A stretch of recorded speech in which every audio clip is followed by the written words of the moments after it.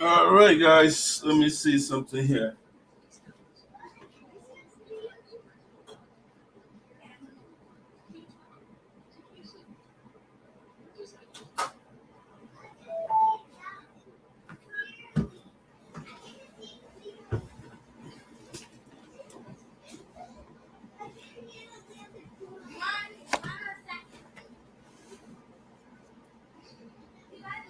All right, ladies and gentlemen, welcome to Voice of Sinoe in the Diaspora with Esoteric. Coming to you live from Prospect Park, Pennsylvania. I have a special guest on the platform today. And so before we bring the guests on to start the show, we're a little bit early, but that's fine. Early is better than being late. So we got to get the ball on our way here shortly. Special guests. Let me put the image while we do our commercial here and get some music. Special guest, Myer Kolo. Boom. Okay, that's my special guest for today. And we're going to do a little music here, and we'll be right back while we share the show. We'll send the link shortly to our guests to get things on our way.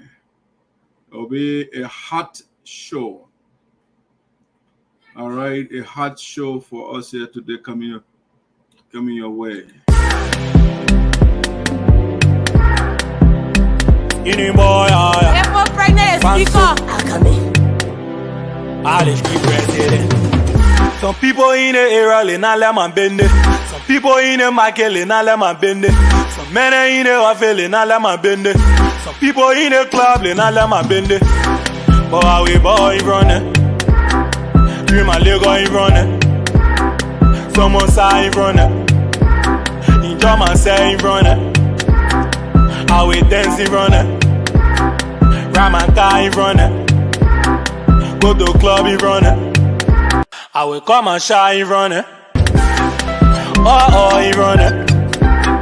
In German say running. Be the tate running. Wap wap he running. Some people fair but me are happy. Drinking liquor I'm happy. You can't do club you having cappy. Les gens won't see you in a casket. You not let me like up in it. Shout out all my people and I own the carry. Anything I do, they know they first to like it. She eat my sunshine, eat my bread, she saw my candy. Let the people then I let me on Facebook. But still they liking my photo. She needs to tell me say go to. Now I'm making money, she won't jump in my photo. Some people in the area, they not let man bend it. Some people in the market, they not let man bend it. Some men in the office, they not let man bend it. Some people in the club, they not let man bend it. But how we boy running? Dream my leg on running. Someone say running. In German say running. How we dancing running. Ride my car running. Go to club running. I will come and shine running. Oh, he running. In German say he running. Be the tate he running. Wap wap he running. In front of door that they play, I will pack my car. How you will buy my music when the things stay playing in your car? That mean they walk and end the war before it start. They say my son and I'm for cheering, I tell and I'm too for far. The people stopping on my neck, I can't breathe. I come in bounce on them with my new brief. To feature me, you gotta say I learned deep. Don't compare me to any artist because me a damn big. They won't stop on me, oh, but they made a shim. They won't stop my shangle, but made a shim. See they all around with the medicine. I say, for me, you want medicine. Some people in the area, they not let man bend it. Some people in the market, they not let man bend it. Some men in the office, they not let man bend it. Some people in the club, they not let man bend it. Oh, he running. Oh, he running, oh. Dream my leg, oh, he running. Someone say he running. Someone say, oh. In German say he running. Someone say, oh. How we dancing, oh. Let me, oh. Ride my car in front of my baby, oh. Go to club in front of, oh. I will come and shine, running. Oh, he running. In German say he running. Be the tate he running. Wap wap he running.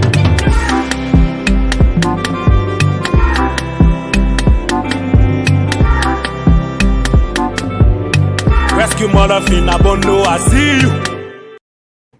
Yes, ladies and gentlemen, my special guest on Voice of Sinoe today is on the first segment is Myer Kolo, the lead crusader for Sinoe Crusaders Against Tribalism.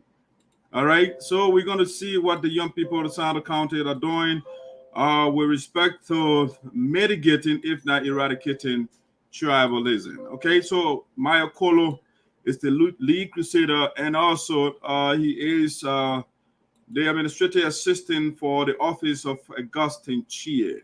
But he is not coming in that capacity today. He is coming as a lead crusader for Sinoe Crusaders Against Tribalism.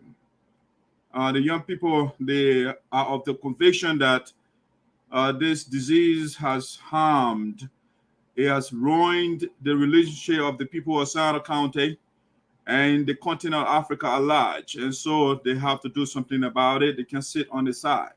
And so we are waiting. We are doing the sharing. As you get on, please share the link for us. And my guest, when he gets on, I will commend the show. So let's do some entertainment here quickly. We'll be right back.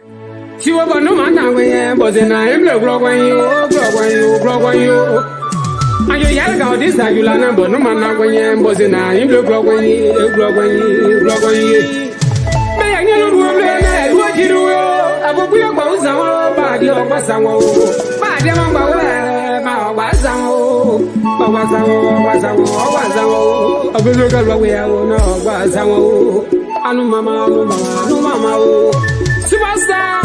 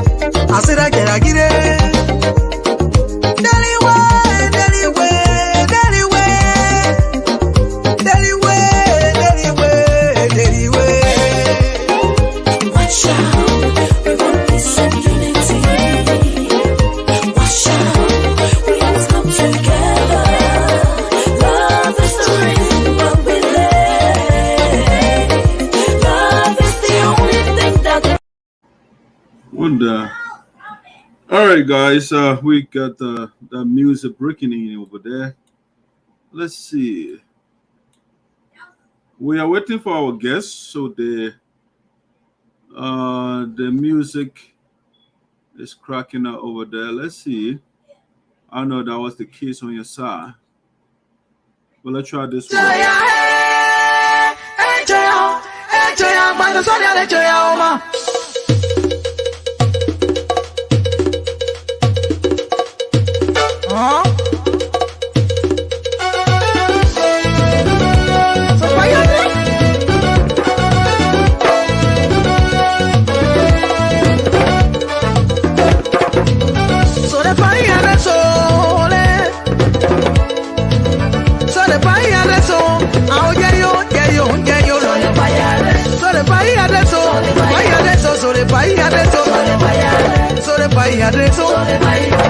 So I'm so there by way there. I'm so there by way. Malapa you are I'm so there by way. Ade, so there by ade. Mas I don't want to have as I will play you.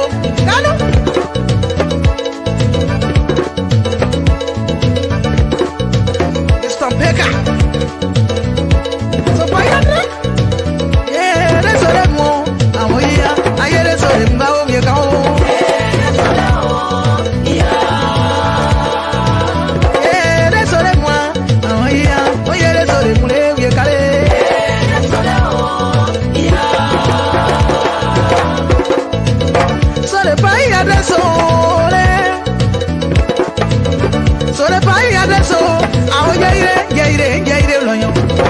So the país adesso, so the país adesso lo yo.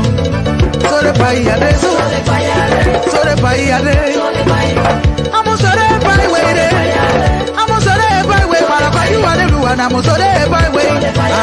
So the país adesso. Mas I nobody hablo as I will play you. Andiamo, I'm país. Now be busy. Don't worry, baby. It's very hard. So when the old and now don't bring it. The old will get in your Sala. Skip it up. So yeah, we are the I'm a pie. So I'm Blackie.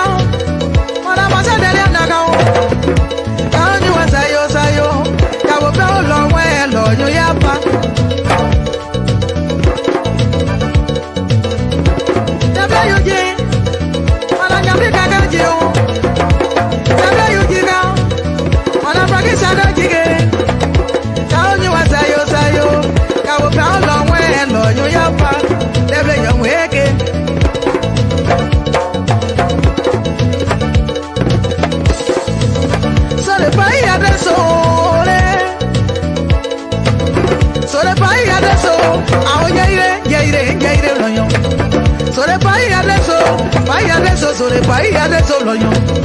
So the país adesso. So the país adesso. I'm so the país way there.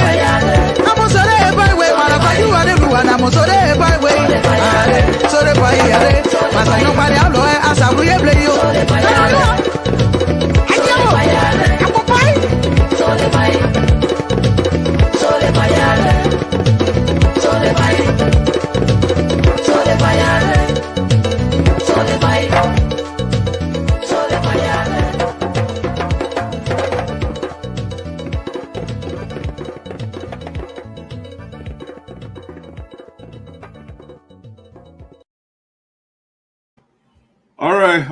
and gentlemen, welcome back to Voice of Sinoe in the Diaspora with Esoteric. My special guest today on the platform is Mr. Myer Kolo. He is the lead crusader for Sinoe Citizens Against Tribalism. All right, so he's the young man is backstage right now. So as you get on, please share the link for us so we can have a decent conversation today. The young man is backstage right now. Yeah, he will be on the platform shortly. I just want to build the audience a little bit, and I will invite him to start the conversation. So give me a few seconds here. Let's play one more song here, and we'll be right back with you to get the show on the way.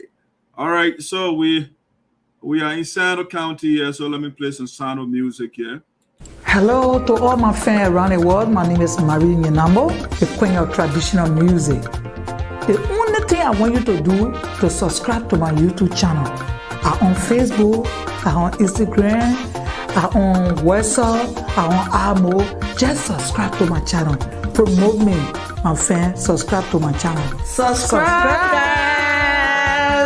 Thank you.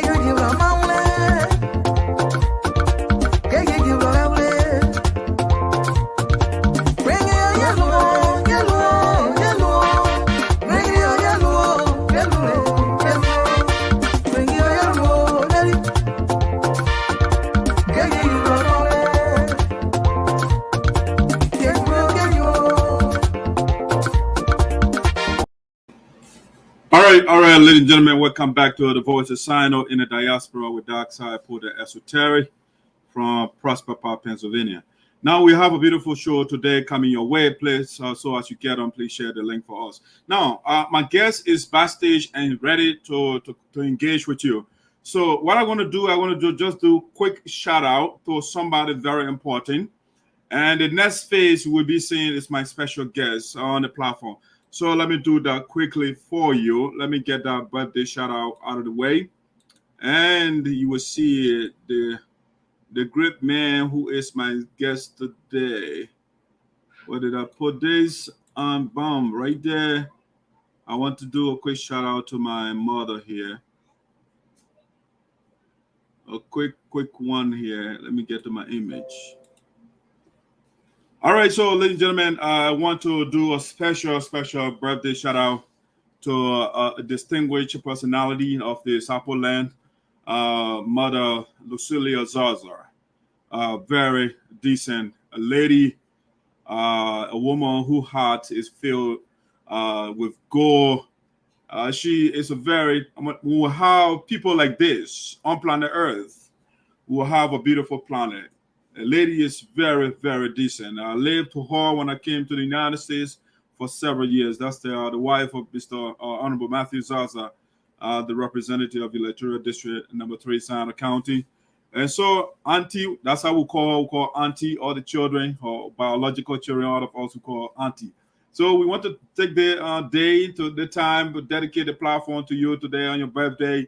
We want to say we wish you many more years and the best life has to offer. You know, I can do a whole tribute, but you know, I got somebody backstage, so I can go for that long. But we want to say, Mother, enjoy your B-Day and continue the magnificent job you are doing, taking care of humanity. You know, when I came from Africa, these people are so good, you know, nice lady. You know, the first thing we got in the house, you can't live in the house without going to school. So the first thing she took us, hey guys, you'll get in the car. Took her to the community college to take the placement test and stuff like that. And so wonderful lady. So Auntie, we want to say happy birthday to you. All right, that out of the way, we want to bring on our special guest now, Mr. Myer Kolo from Liberia, from the nation capital, Monrovia. Let me bring the brother on here. Hey, Mr. Kolo. Yes, Dak. How you doing, sir? I think it'll be okay to take your mask on. I think you are in the room by yourself. I know you're taking precaution. Yeah, I am all here by myself, but to show the signal that we are here everywhere in Liberia, wherever we are cognizant of the fact that COVID-19 is everyone's enemy. And so we have taken precaution always wherever we find ourselves. So we are posted in our residence here. And so we thought it wise to keep our mask on. All right, but I just think for the viewers, for them to see your face better, I think it's a good advertisement to educate the people. That's pretty good. Yeah, so, thank you. So I will have no problem that because you are the moderator, so we have to follow by your instructions. Thank you. But welcome to the Voice of Sinoe. It's your first time. How are you today? Thank you so very well. Beck, you've been doing very, very well for the people of Sinoe, for the people of Liberia, for the people of Africa, and extending to the global village, our whole world. And so we must appreciate you for having an opportunity of such to be here on your show in our capacities as the lead Crusader of the Sinoe Crusaders Against Tribalism. And my name is Myer Kolo for the record. So, Mr. Bawi, before you go ahead, that's good. So what I want to do it before you do, we just bring this to self-introduction. So who is Myer Kolo? So we can go ahead and introduce yourself officially to the people.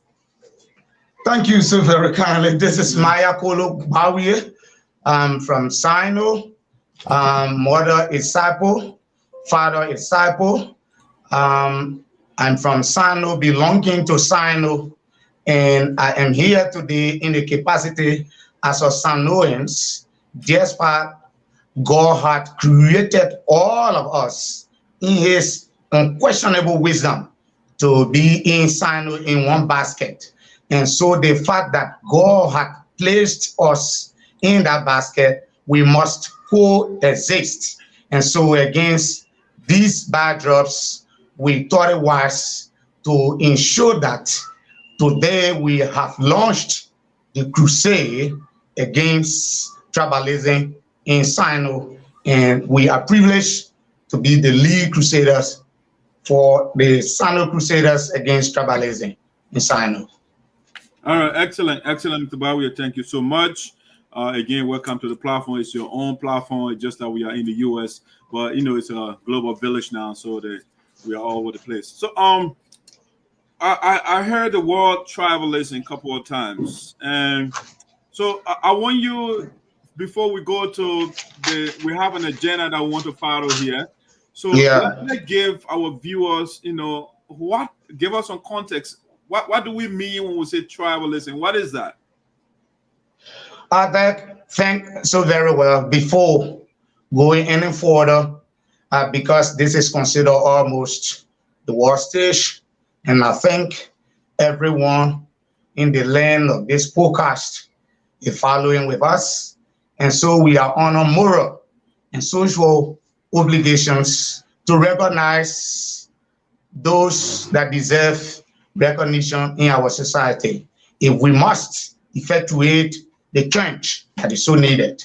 And so today we want to salute wherever the chairperson of the Sinoe Legislative Caucus is, Honorable Creighton Omen Duncan happen to be the chairperson of the Sinoe Legislative Caucus. We want to use this platform to salute him, to extend our compliments of the season, and to all the members of the Sinoe Legislative Caucus, to include the co-chairperson, my own boss, my leader, Senator Councilor Sakuade Palewara Namanuchie of Sinoe, Senator J. Milton Tiaje of Sinoe, Representative Honorable Maviu G. Zaza, Electoral District number 3 of Sinoe, and my own senior brother, whose campaign I was vigorously involved with, that emerged victorious of the recent by-election in Sinoe Electoral District number 2, Honorable Samson Pujo Wea. And I must extend my greetings as well to the able leadership of our county, starting with the superintendent of Sinoe, our senior brother, the man in whom we believe that can ably represent the interests of the people of the county, and that the president had reposed his power of the excellency to represent him in Sinoe, Honorable Lee Nambi Chie, very good senior brother that I respect so much, and a local cabinet. When we say the local cabinet, we are talking about those that we consider representing the various ministers at the level of the local government, where Lee is serving as the leader representing the interests of the president.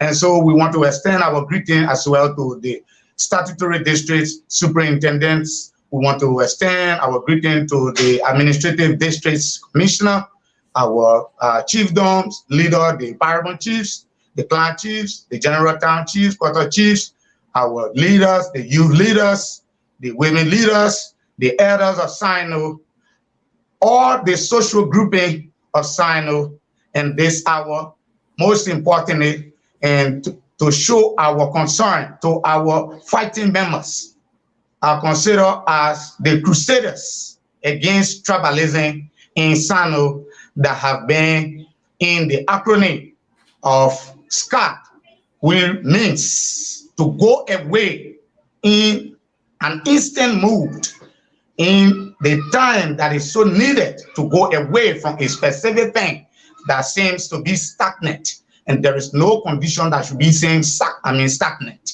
So against that backdrop, we want to salute everybody in the land of the podcast.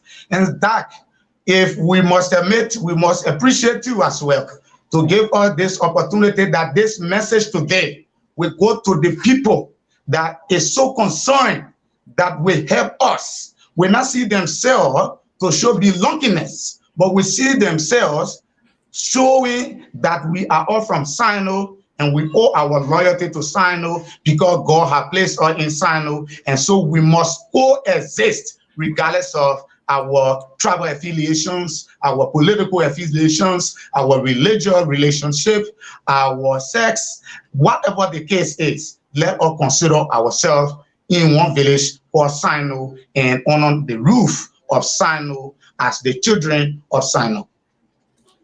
All right. Thank you so much for the excellent recognition. I mean, I think it's a good thing to recognize your leaders and your fellow citizens.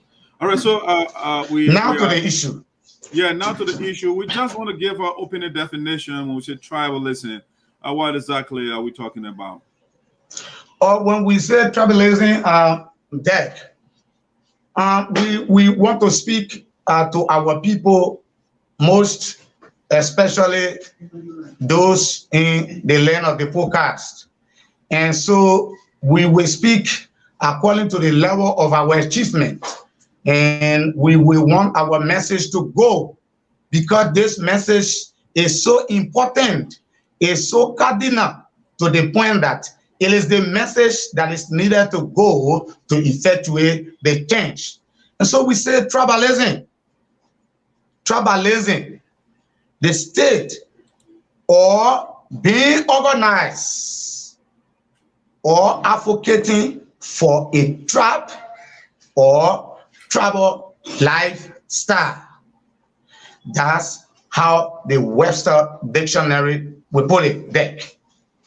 And with our own understanding, considering that we are learning the Queen's language, and in Liberia, at the level of our Liberian parlance, because of the importance of our message, so we want to speak the way we speak in Liberia. And I think you will bear with me, those of you on whose level that I will speak so low that you will have that understanding, so that our mothers, our sisters, our brothers, our family members and fathers who are back home, who need this message, can have the message.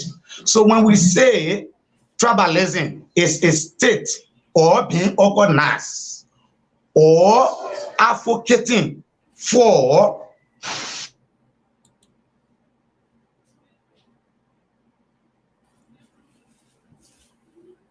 Hello, I think the pro-poor, it's a land of pro-poor, so the internet is a little breaking out right there. Are you there? You getting my point? Now to put it in context. To put it in context. You want to come back again? You froze for a little bit. Yes, I am saying, to put it in context, what I have said, that tribalism is the state or being organized or advocating for a specific tribe, or advocating for a tribal lifestyle. Now, if we are putting it in context that will be in coherence with our Liberian balance, we will say, for instance, Myer Kolo is a Sarpo man, and that is a crew man. So Myer feels that whatever comes at the level of the public land belongs to his fellow men from the Sarpo side. The fact that he has his brother or his sister who is a Sarpo person who deserves certain thing or who do not deserve certain thing against the culture and the norms of the value that the thing that is deserved.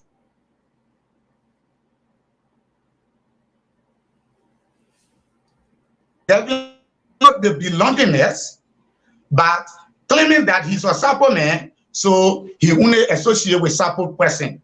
So the fact that a crew person wants to be, for example, if it is an election, I feel that by voting a Sarpo person is pleasurable to me as compared to voting for a crewman.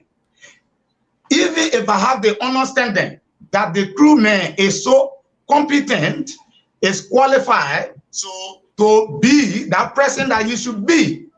Now, because I feel that I am a Sarpo person, so I am with a Sarpo person, even though it is known, why they know that that Sarpo person will not perform as being compared to the crew person if given the opportunity to be elected to that position. That's how we will put it in that context.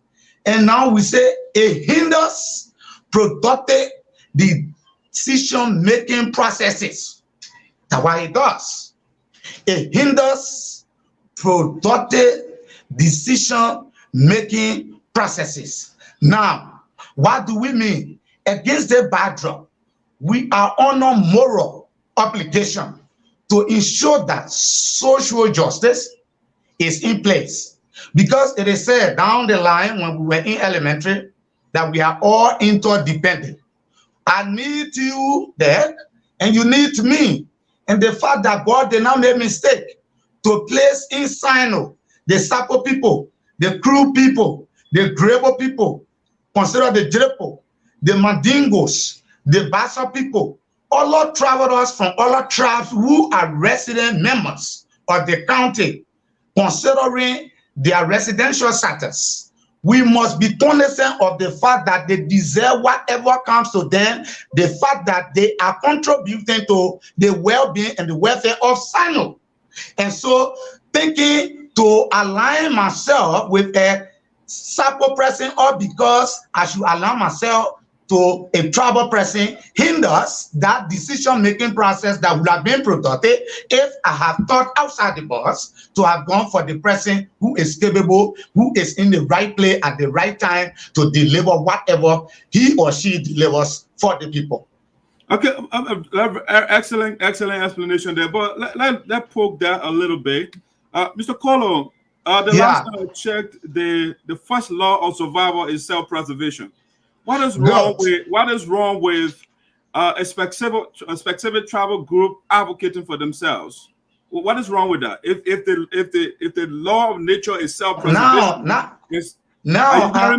you hearing me? I'm hearing you very well. You are asking what is my thought on a specific tribe advocating for itself? Let me make my thought clear here. I'm saying if it is true, if it is true, the first law of nature is self-preservation.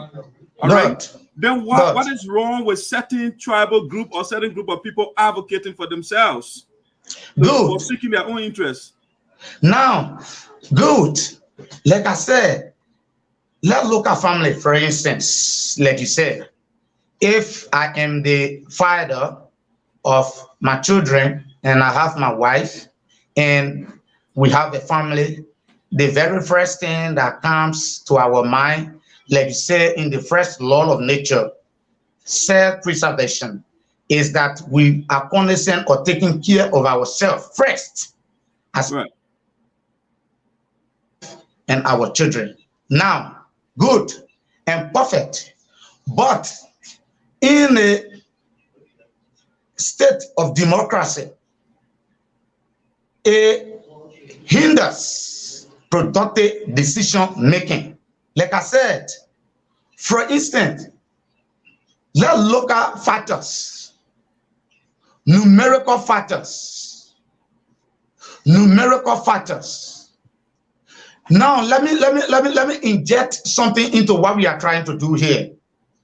Tribalism, it is a concept that one uses, and to crusade with people to agree with his or her ideology of tribal alignment. What is wrong with that? Alliances. I want to know what is wrong with that.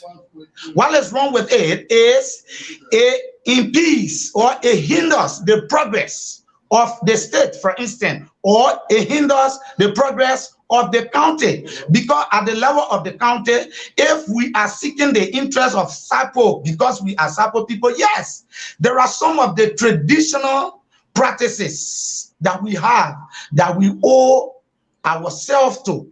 There are some of our cultural practices. There are some of the things that we do together. Now, as a matter of fact, tribe is that group of people that practice the same culture, the same tradition, have the same tongue, and have a common interest. Now, to have a common interest, then meaning that we must be together to seek the welfare of our tribe. Now, we cannot seek the welfare of our tribe for public position. This is our position. Because then, let be clear on issue. If one comes on the platform as tribal representative in Sinoe, the Sarpos session went to the dialogue and selected Kolo Bawi to be the senatorial candidate for a specific senatorial elections. And the crew for the session went to their dialogue and selected that. And the Jericho people went to their dialogue and selected Saint Flourish Walker. The Congo people went to their dialogue and selected whoever they want to select. Now, if we went into the election and one emerges as the winner, are you telling me that person is going to be a senator for that specific tribe? I said, no. You're going to be the senator of the county. So on that basis, you should seek the confidence of the people on the basis of the county, not on the basis of tribe. So I am not saying to be a tribe, one doesn't seek the interest of his or her tribe. No, I am saying we cannot transfer that from the or the struggle for tribal interest to the struggle of public interest. Because if one serves the public, you are for everybody, you are not for a specific tribe. So fair enough, that's where we are coming from. Perfect. So let me push you a little bit. So, Mr. Bawe, Thank you. Let's assume. I just want to make sure we are clear on this. So, if Good. tribalism is a group of people with the same language, with same cultural values, seeking their own interests, right? How is it different from, say, for example, patriotism and nationalism? Because nationalists, they seek their own interests, or patriot, they defend their country. So how is tribalism different from those two things? I did not hear you because I have a break of internet here. Okay, so I repeat. I'm saying, what is the difference? How is tribalism different from patriotism and nationalism? Because nationalism, you know what Ocom says? Go ahead. Great. And thank you there. And now, what differentiates tribalism from patriotism is the patriots are those who are seeking the interest of the state. They are not seeking the interest of a tribe. But it's a group of people. And now, in the state, now listen, I mean, given the time, in the state, there are tribes. Even the Sarpo that is not considered in the history of Liberia to be amongst the 16 tribes. But the definition of tribe is a tribe. Because the definition of tribe is that group of people with the same tongue, they speak the same dialect. The people with the same cultural value. The people with the same traditional practices. Now, these people must have something in common. That what makes them tribe. Good. But that belongs to the tribe. Now there's a difference between tribe and the state. And so we need to understand the difference between tribalism, nationalism, and patriotism. Patriotism and nationalism is where one shows loyalty to the state over a tribal interest. For instance, in Liberia, we have 16 tribes. Are you saying, could we say, not you, sorry, could we say because I am a Pele person, because by the statistics in Liberia, Pele is the largest tribe in Liberia. Our statistics informs us that Pele is the largest tribe in Liberia. Are we saying because Pele is the largest tribe in Liberia, so other tribes will not deserve a fair share of the national cake that belongs to the state? I said no. So there's a big difference between tribalism, patriotism, and nationalism. The nationalism and patriotism falls on the side where one gives his or her loyalty to the state over the tribe. And tribalism is where one prefers his or her loyalty to tribe over the state. Now, it is the state that has the power to govern. Now, the power to govern is the power to go and solicit your confidence from your electors. If the electors elect you, now you become leader of all of them. You now show no belongingness. Because it's one of the Abraham Maslow theory of needs. So to show belongingness, our belongingness should be in the confines and should be with the compliance of patriotism and patriotism over tribalism. Yeah, because Mr. Kolo, I'm following your logic, but this is what I'm pushing. I understand it. Tribalism, if you define it from the anthropological context, right?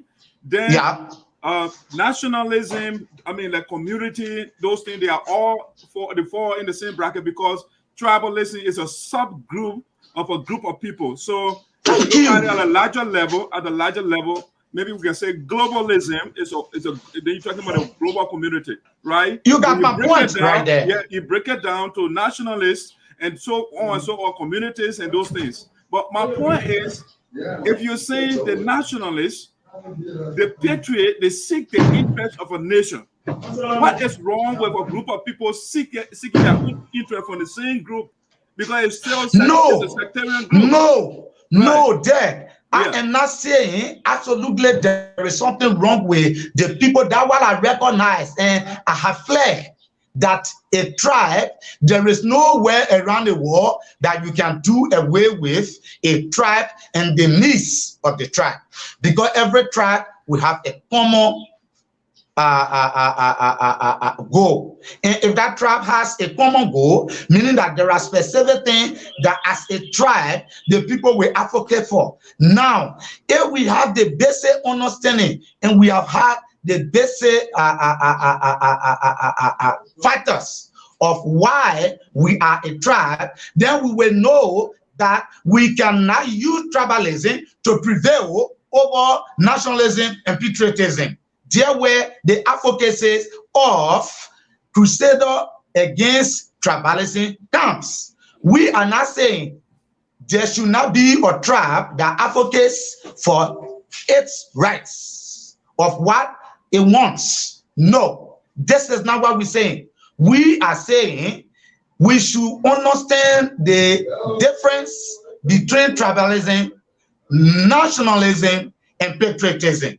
And if we have the basic understanding of this, then we will know if the time comes, because that, I tell you the truth, in the absence, I am saying that for the record, in the absence of election in Sinoe, you will never experience anything that will come as tribalism. The only time tribalism is being at the peak or the echelon for discussion, the only time tribalism will come as the day-to-day conversation in street corners in Sinoe is when election is around the corner. Now, Kolo comes now. What we need to understand where I'm coming from is I consider it as a concept. So this is the concept politically that Kolo has built to use. Now, the people in Sinoe know that if Kolo wins with the platform of being a Sarpo candidate, he will not lead the county as a Sarpo candidate. No. Now it will be the very Kolo after election. Kolo comes back and say, let us reckon for SYZ party coming from SYZ. Now I have won the election. I belong to everybody. That the law will say that to the people. I now belong to everybody. Now what it creates, like I said, it hinders.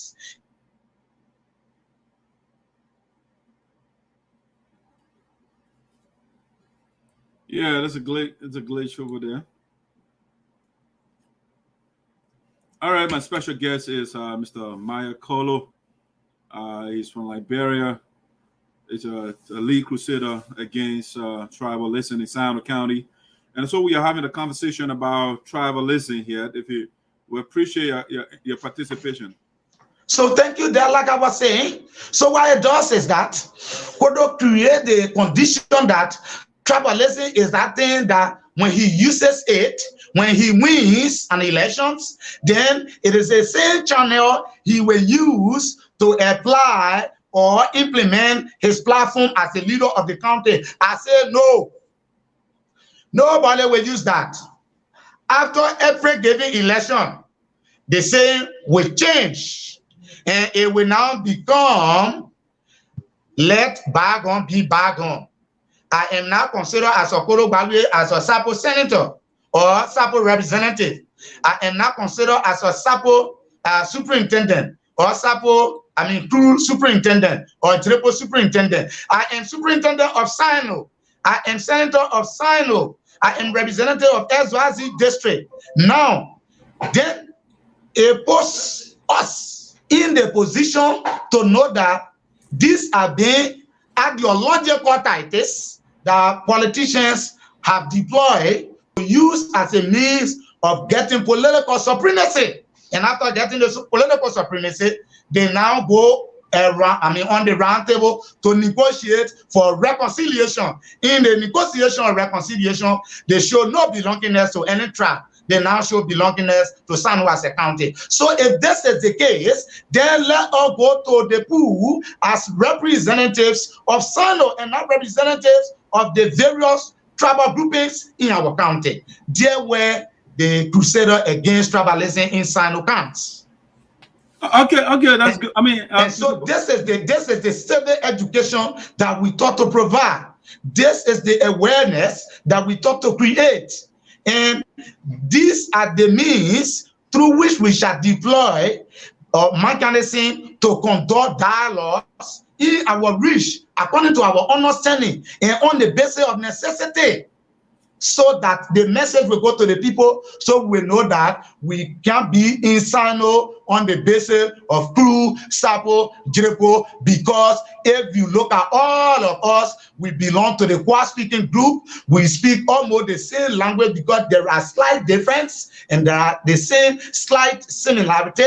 And so on that basis, we are one people. We should now stand our grounds to ensure that tribalism is declared in conjunction to the COVID-19, that the war is faced with, the epidemic that the whole world is fighting. Let all of us, from the ambience of Sinoe, on the length and breadth, in Sinoe, out of Sinoe, in the diaspora, wherever you find yourself, let us join hands to do whatever we can so that the message can get to our people, so that we can do that which is right.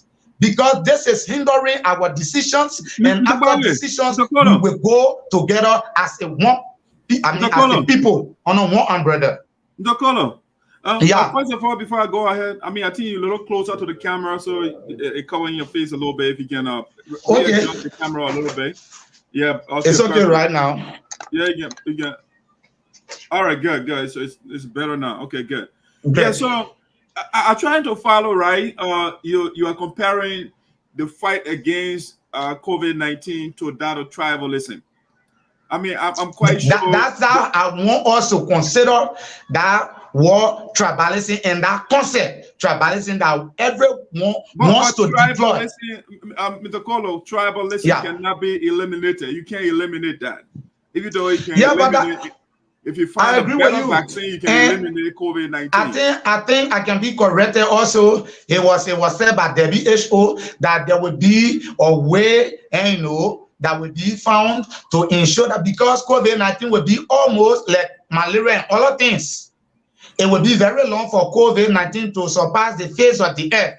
But they will continue to find the medical mechanisms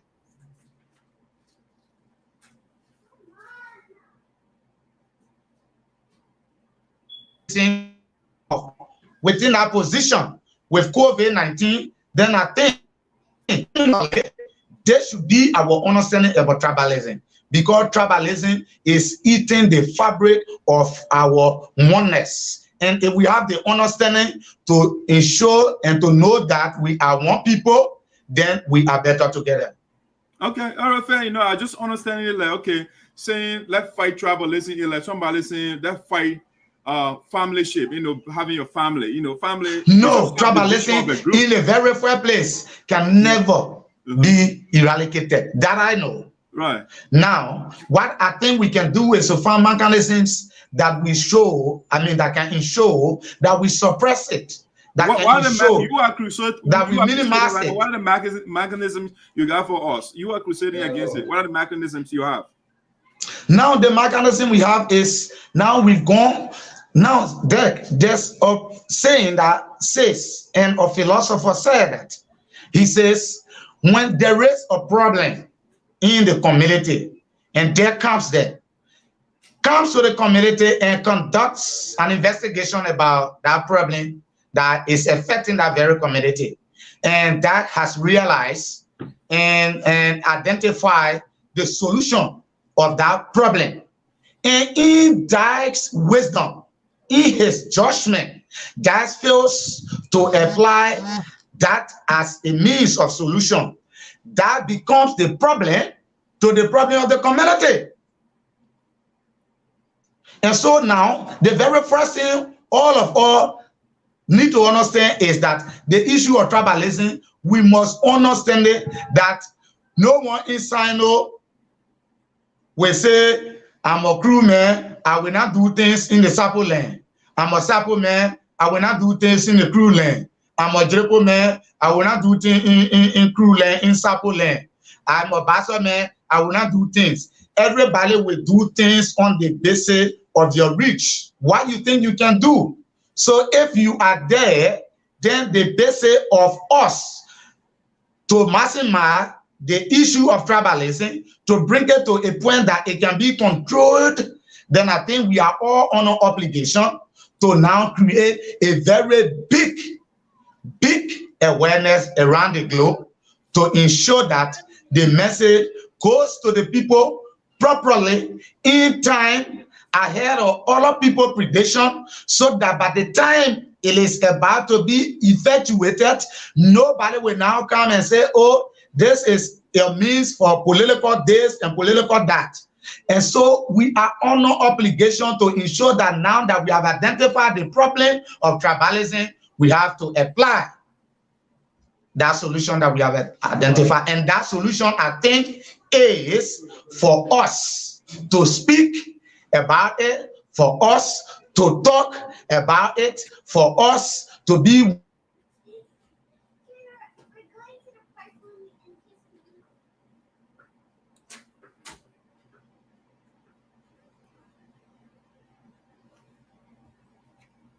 now. When the parents, when they have children to their unions, how are we going to describe these children to their belongingness? Will we say they or they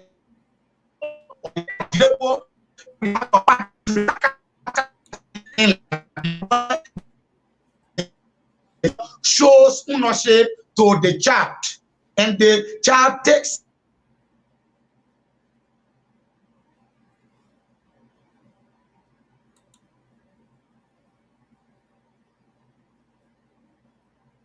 Yeah, that's a break in the internet right there.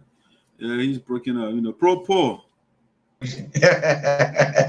When you say the child of two men and Sarpo woman will be against the issue of Sarpo as a beneficiary, or will be for the issue of Sarpo as a beneficiary, I say no.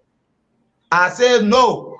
We are one people, and we should speak one voice, be together. We should see ourselves as a family. Now, the family, from the family, you come to the quarter. From the quarter, you come to the tribe. From the tribe, it comes to the community. From the community, it comes to a local level, to a national level, and to an international level. Now, if we follow the concepts of these stages through which one grows, or through which decisions are made and to be decided, then we must prioritize the one that benefits us as a people of Sinoe, and not the one that individually benefits a tribal groupings. Okay, and so if we see ourselves in the area of belongingness and leaders in the county, why everyone, we can be senator of Sarpo, senator of CRU, senator of GEOGRAPHICAL, but we are senators of Sinoe. We are representative of electoral districts. Now, this shows that we should now crusade against tribalism in Sinoe. So, Mr. Kolo, what I'm hearing from you, you said the solution, the way forward is for us to speak against it. Are you saying people before us did not speak against it, and that's why it has been perpetuated? Now, not just speaking against it. Now, not just speaking against it. Let me tell you, let me come up with an argument, and this is the argument about Heze and Blanche's argument on the situational leadership theory, or the module. Now, that theory adapts itself to the situation at hand according to the prevailing circumstance or circumstances. So now, looking at Wallace Abba, considering Wallace at hand, with the understanding, with the experience we've had, not just speaking against it, but taking the needful actions, like I will borrow from the former information minister of the then Ellen Johnson Sirleaf or Excellency regime, Dr. Lawrence Brooklyn, who have always said, changing mind, changing attitude does not imply on the basis of intellectualism. Now, it's also in acquiescence with the saying that leadership, it is not about position. Leadership, it is about action. And that's what differentiates leaders from administrators and managers.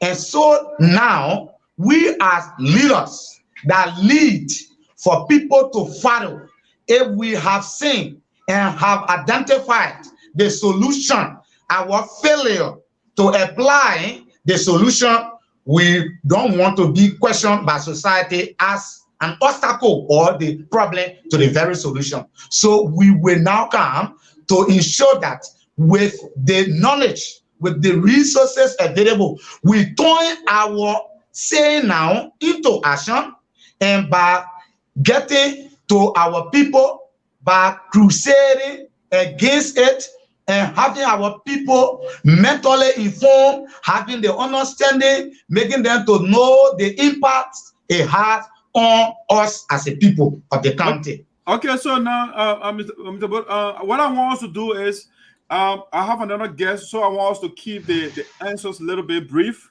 so that we will have a couple of things that I want to cover. Okay. Okay. Yeah. Well said. Well said.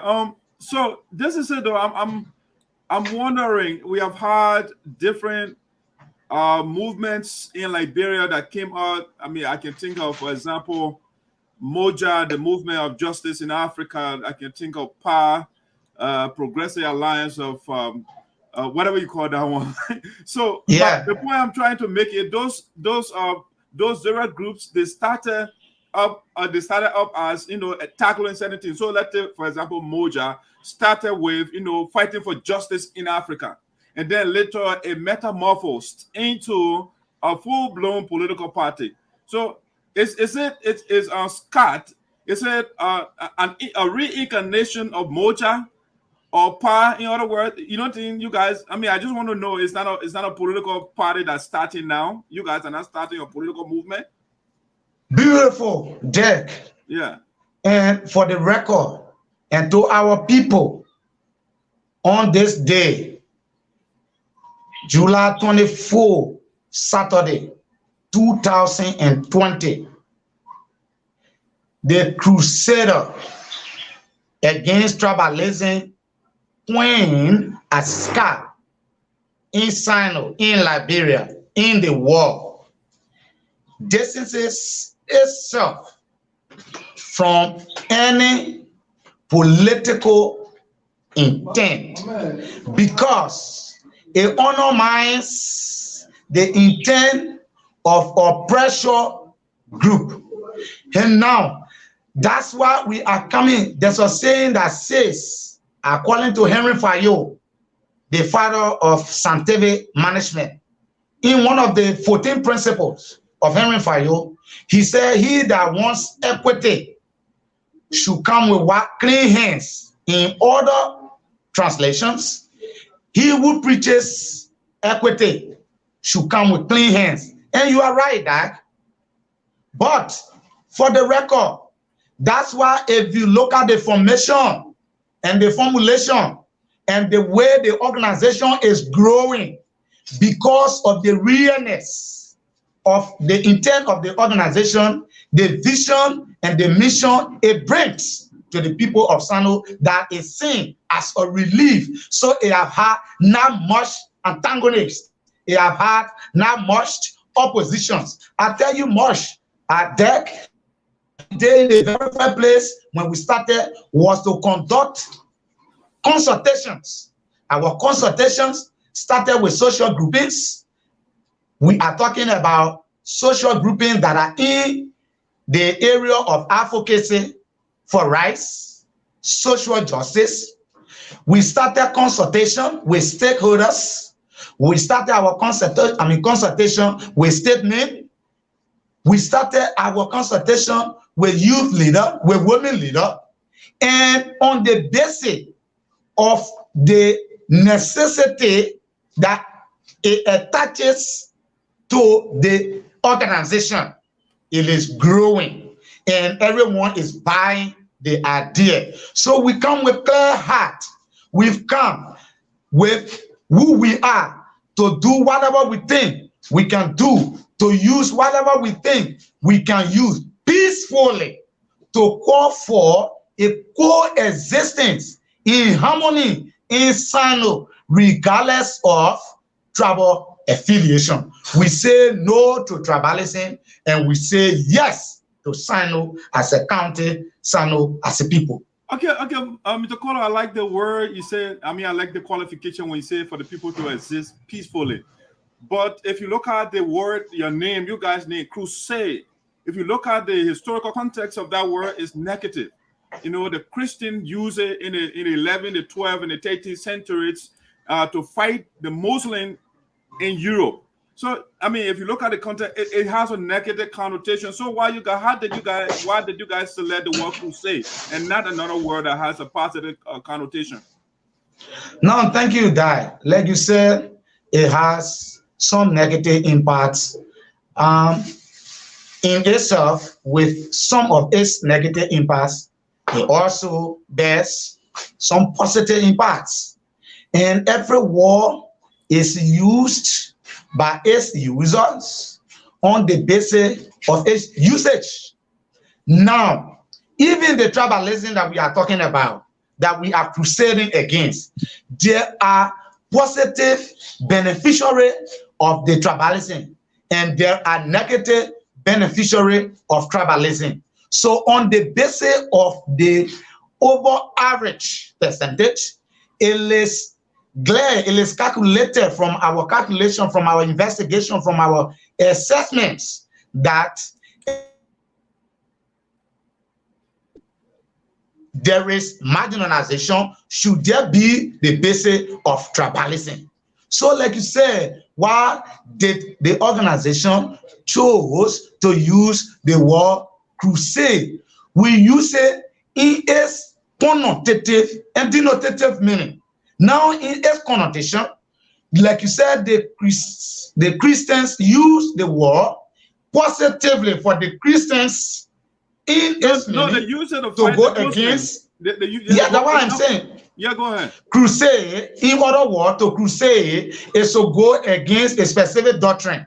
But it did that militarily, though. It was military crusade. Yeah, that concept in the military form, that's in malicious. It's not the posture that we have. Okay.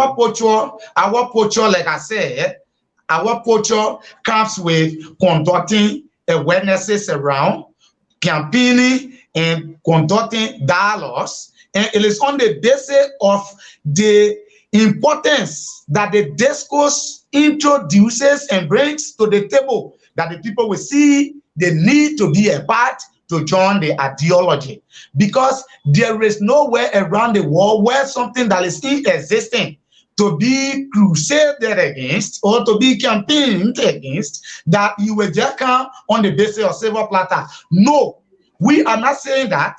We are starting what we're starting today. Even if we are not on the face of the earth tomorrow, people will see the need that we have referenced this, we have started this all together, and there will be a need for maintenance. Like you said, you reminded us about Moja, about power, and even though the Moja started and in the end ended politically, right? But when Moja started, there were some of the obstacles, there were some of the challenges in which we thought that we have considered.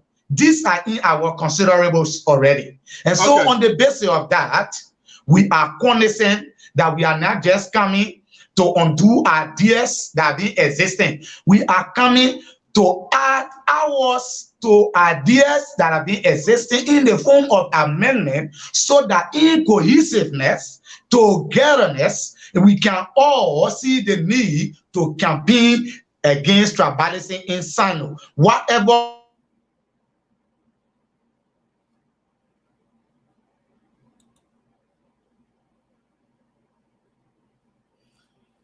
tribalism brings on Sinoe and crusade against tribalism in Sinoe.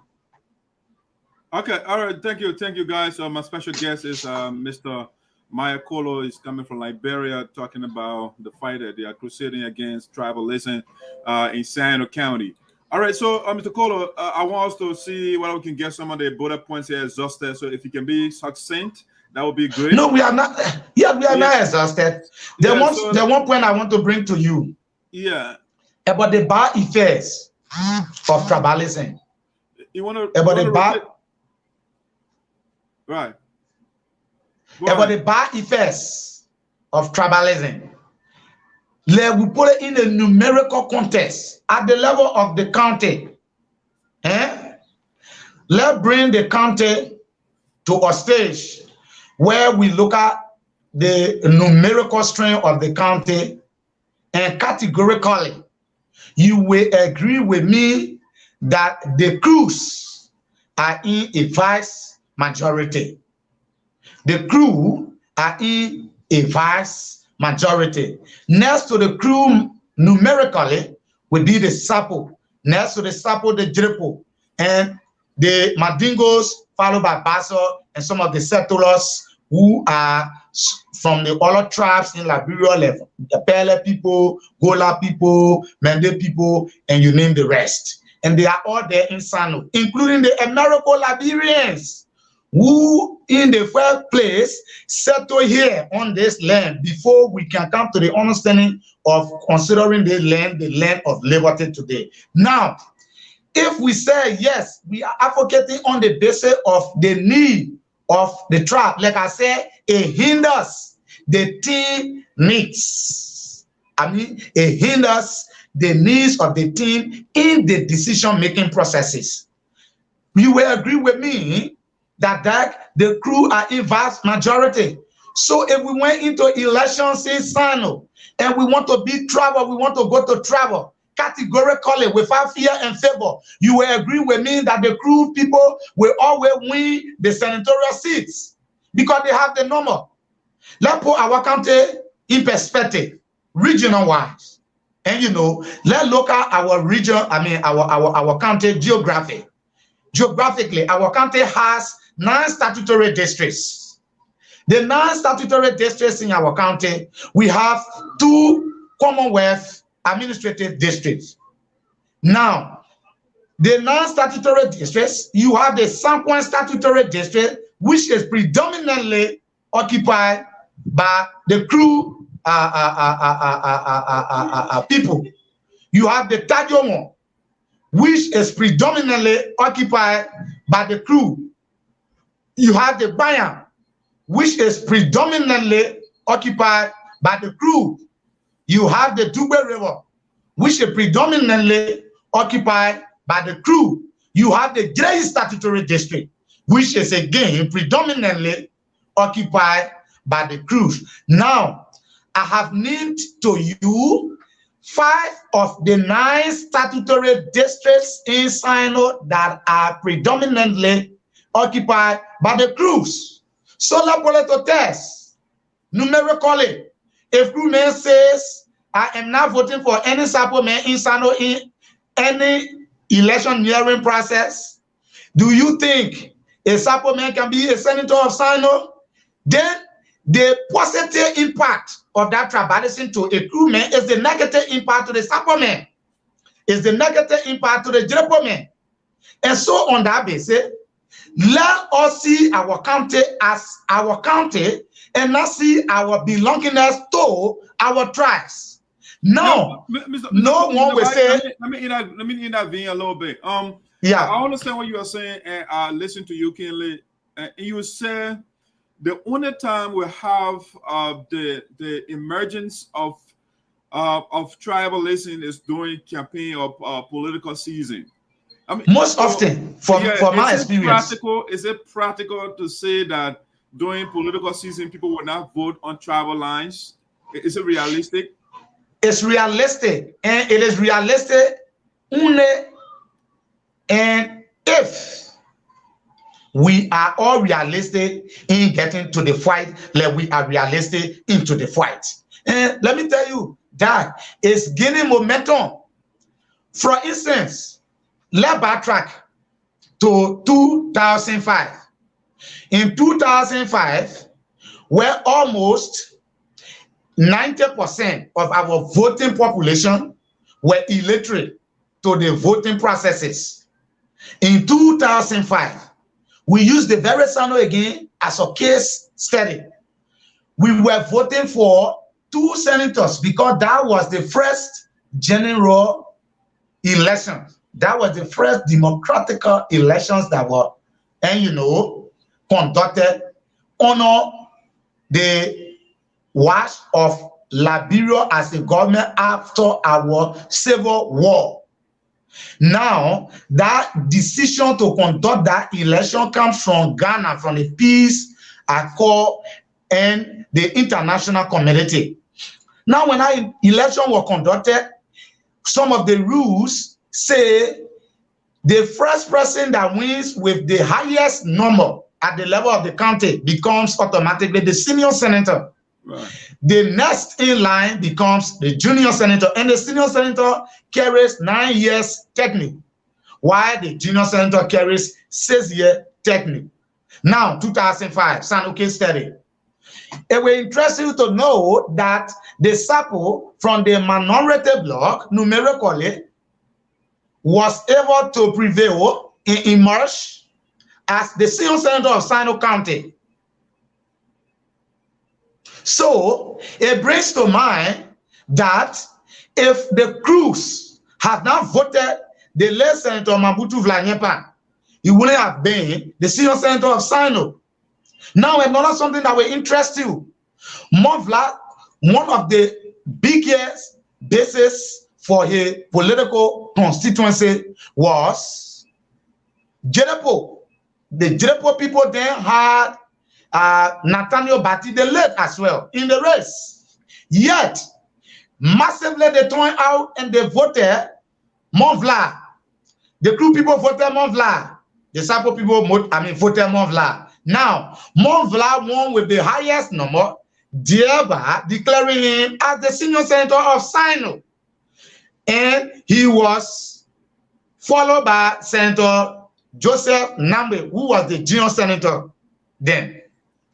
Now, after that election, it came to play that there was deception.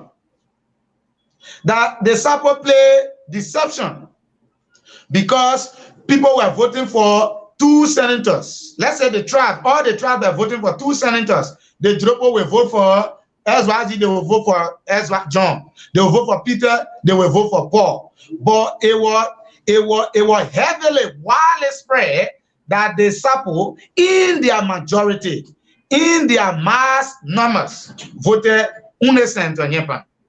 And that's why Senator Nyempa won the election as senior senator. Now, from 2005, we came to 2011.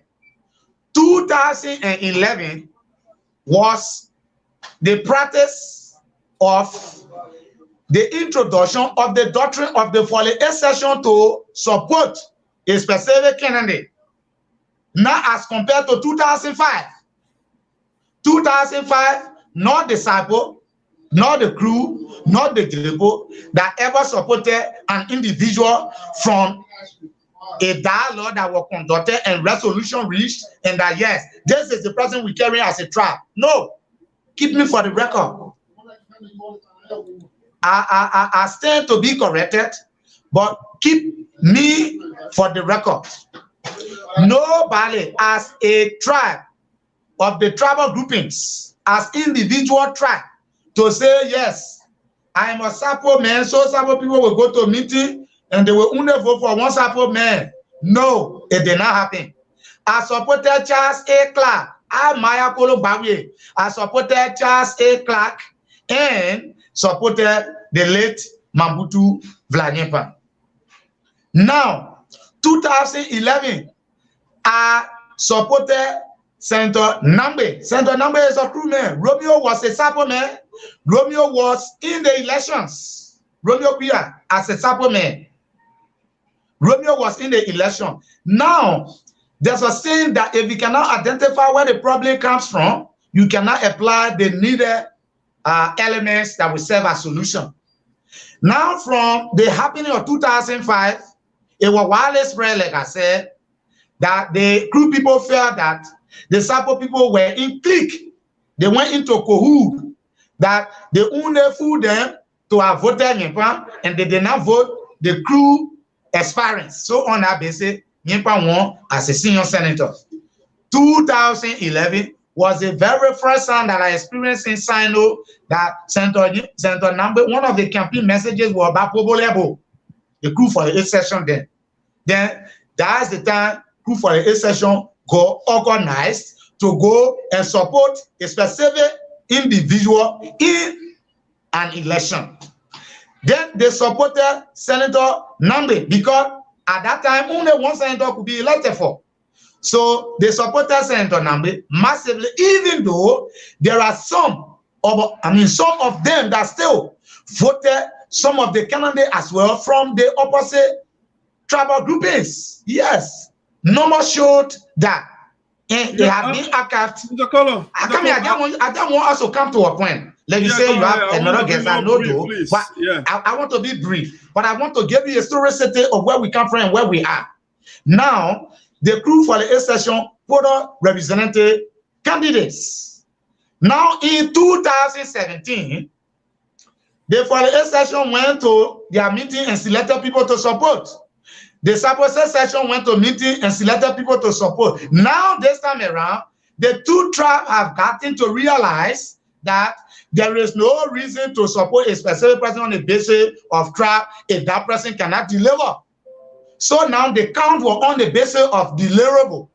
That's how some of the tribal leadership felt, how they call it, betrayed by some of the political actors. And that how the very for the 8th session that when it says it supports this person with the number that it has, it hardly failed. But that for the 8th session, selected somebody to support, but it failed. Because that person came to break the chain of the tribal thinking.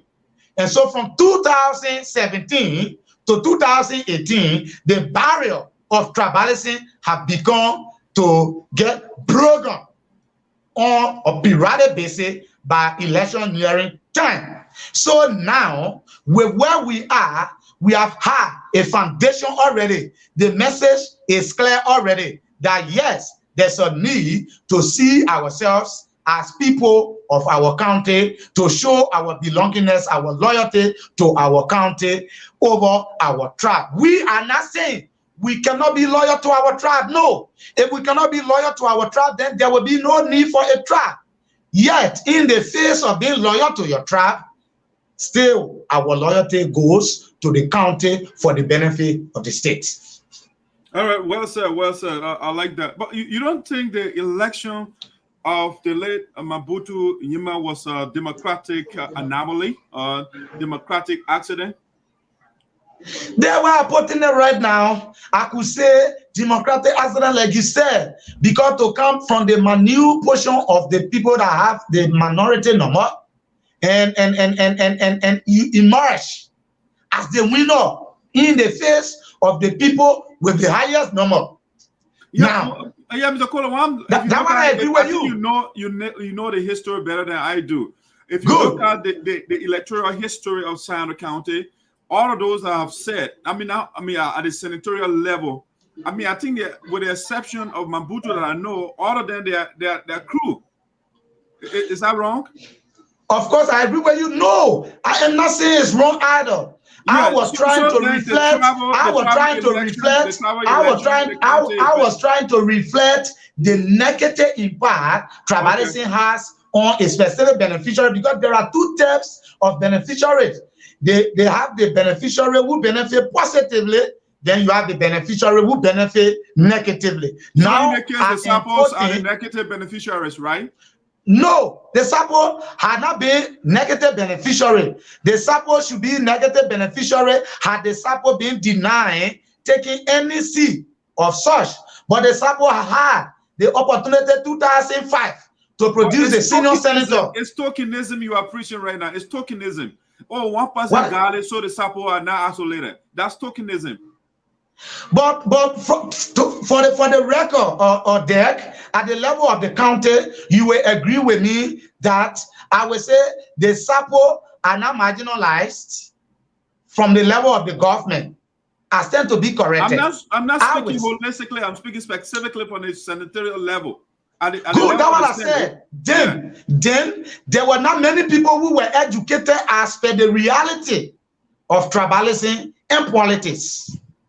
And now they have gotten us engulfed ourselves with it now, and that we have had the understanding of a broader perspective of what it is, the negative impact it had on us as a county, the positive impact it had on individual as individual, and the need for us to speak in one tone, in one voice, regardless of where we come from, well or poor, well or rich, well or in power, well or not in power, wherever you find yourself, whatever you can do to ensure that that spirit that can select deck, regardless of where he comes from, but on the basis of competence, can be the spirit that we carry in Sinoe as a people. All right. I think that's I was looking at the statistics there. The senatorial, the by-election, which Senator Chi just won recently.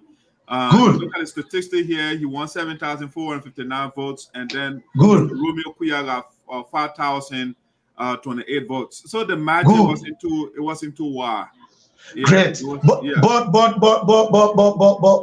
if you could compartmentalize, let me borrow the word from my mentor, Jim Milton TJ.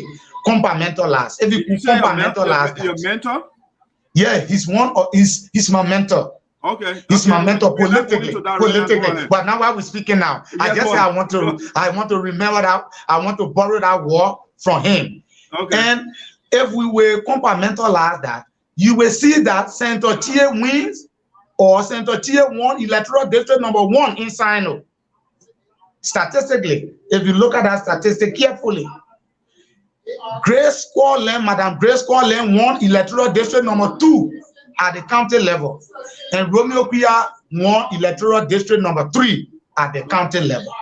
Now, for some of all who got the statistic in its realness, you will realize that in the Sarpo area, at a specific pool, the votes of Romeo will show the difference that yes, Romeo is from our side.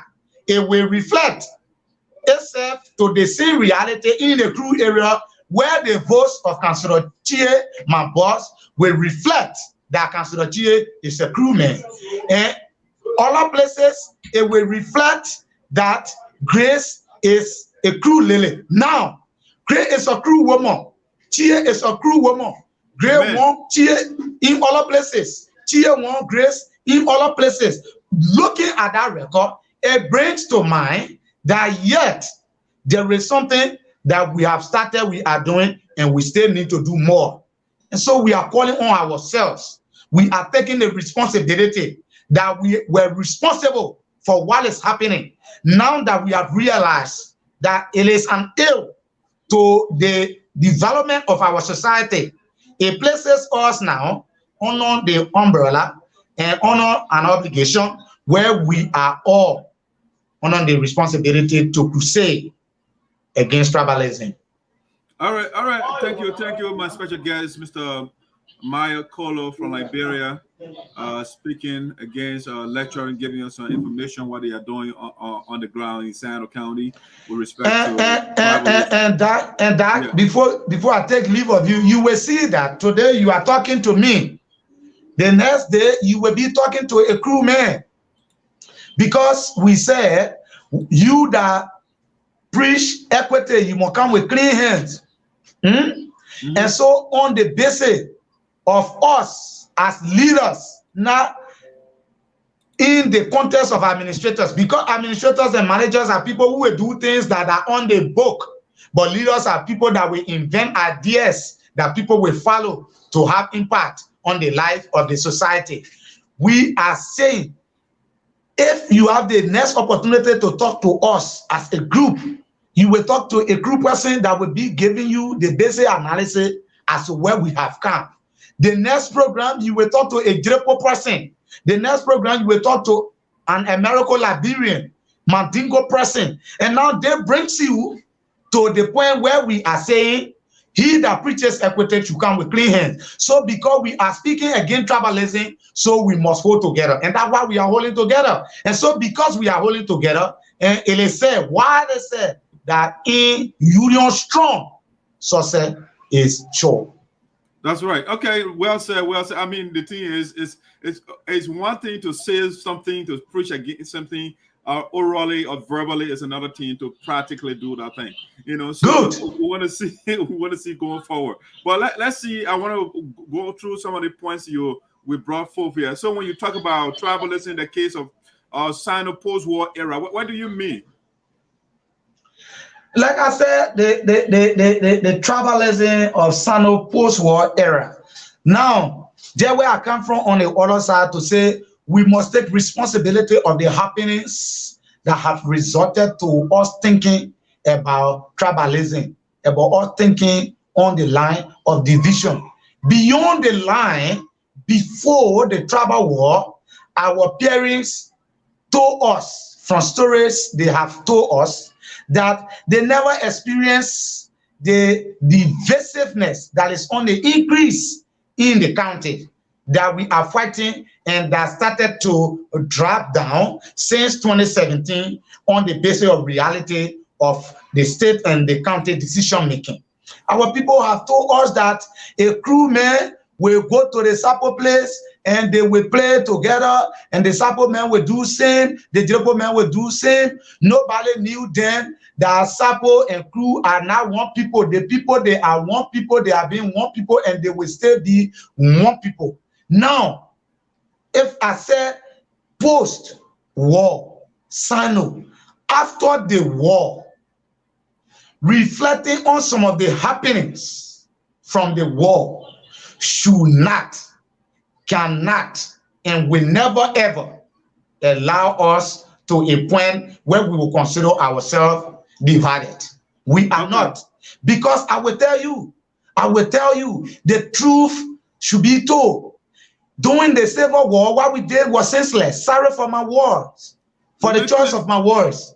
What we did as a people, it was senseless. It was unacceptable. It should have never been, but it was. Now that it happened, we should call spade or spade and consider it our past and put it behind us. Because that the Sarpo were against the Sarpo, the crew were against the crew, the Drapo were against the Drapo, the crew were against the Sarpo were against the crew, and you name the rest. And we never knew what we were doing.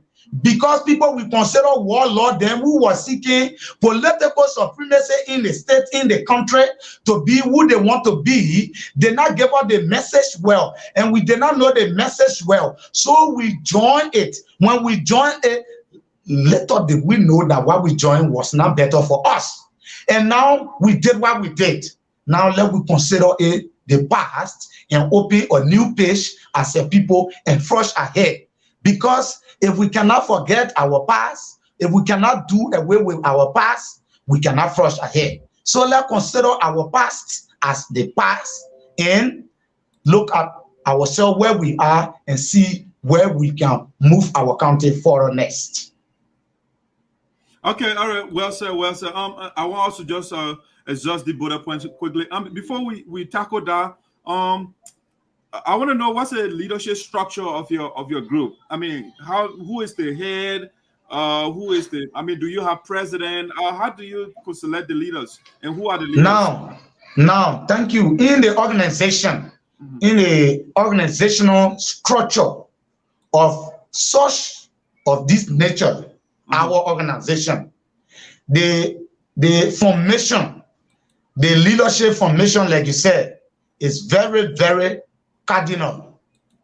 A very, very cardinal. That's why we are cognizant of the fact that we are not concerned about who takes what position.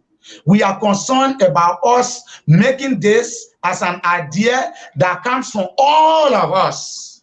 Then if we came to a specific point, achieving what we will achieve, considering what we've done, then it brings us to getting the structure. So where we are right now, we consider ourselves as Crusader, and what we are doing is we are crusading. We are calling on Sinoe leaders, on where many Sinoans, wherever they are, like you are making your contribution, you are allowing us today to proffer the message through your platform, and people are following with us. There are people that will see the logic of what we are saying, then they will give the support.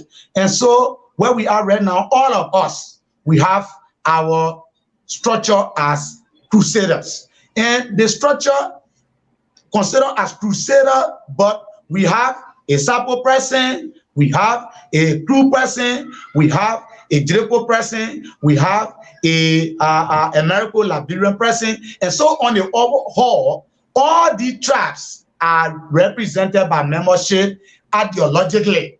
And now where you coming from, so basically because you are not showing belongingness. Okay, you don't have a specific leader. So when was the group established?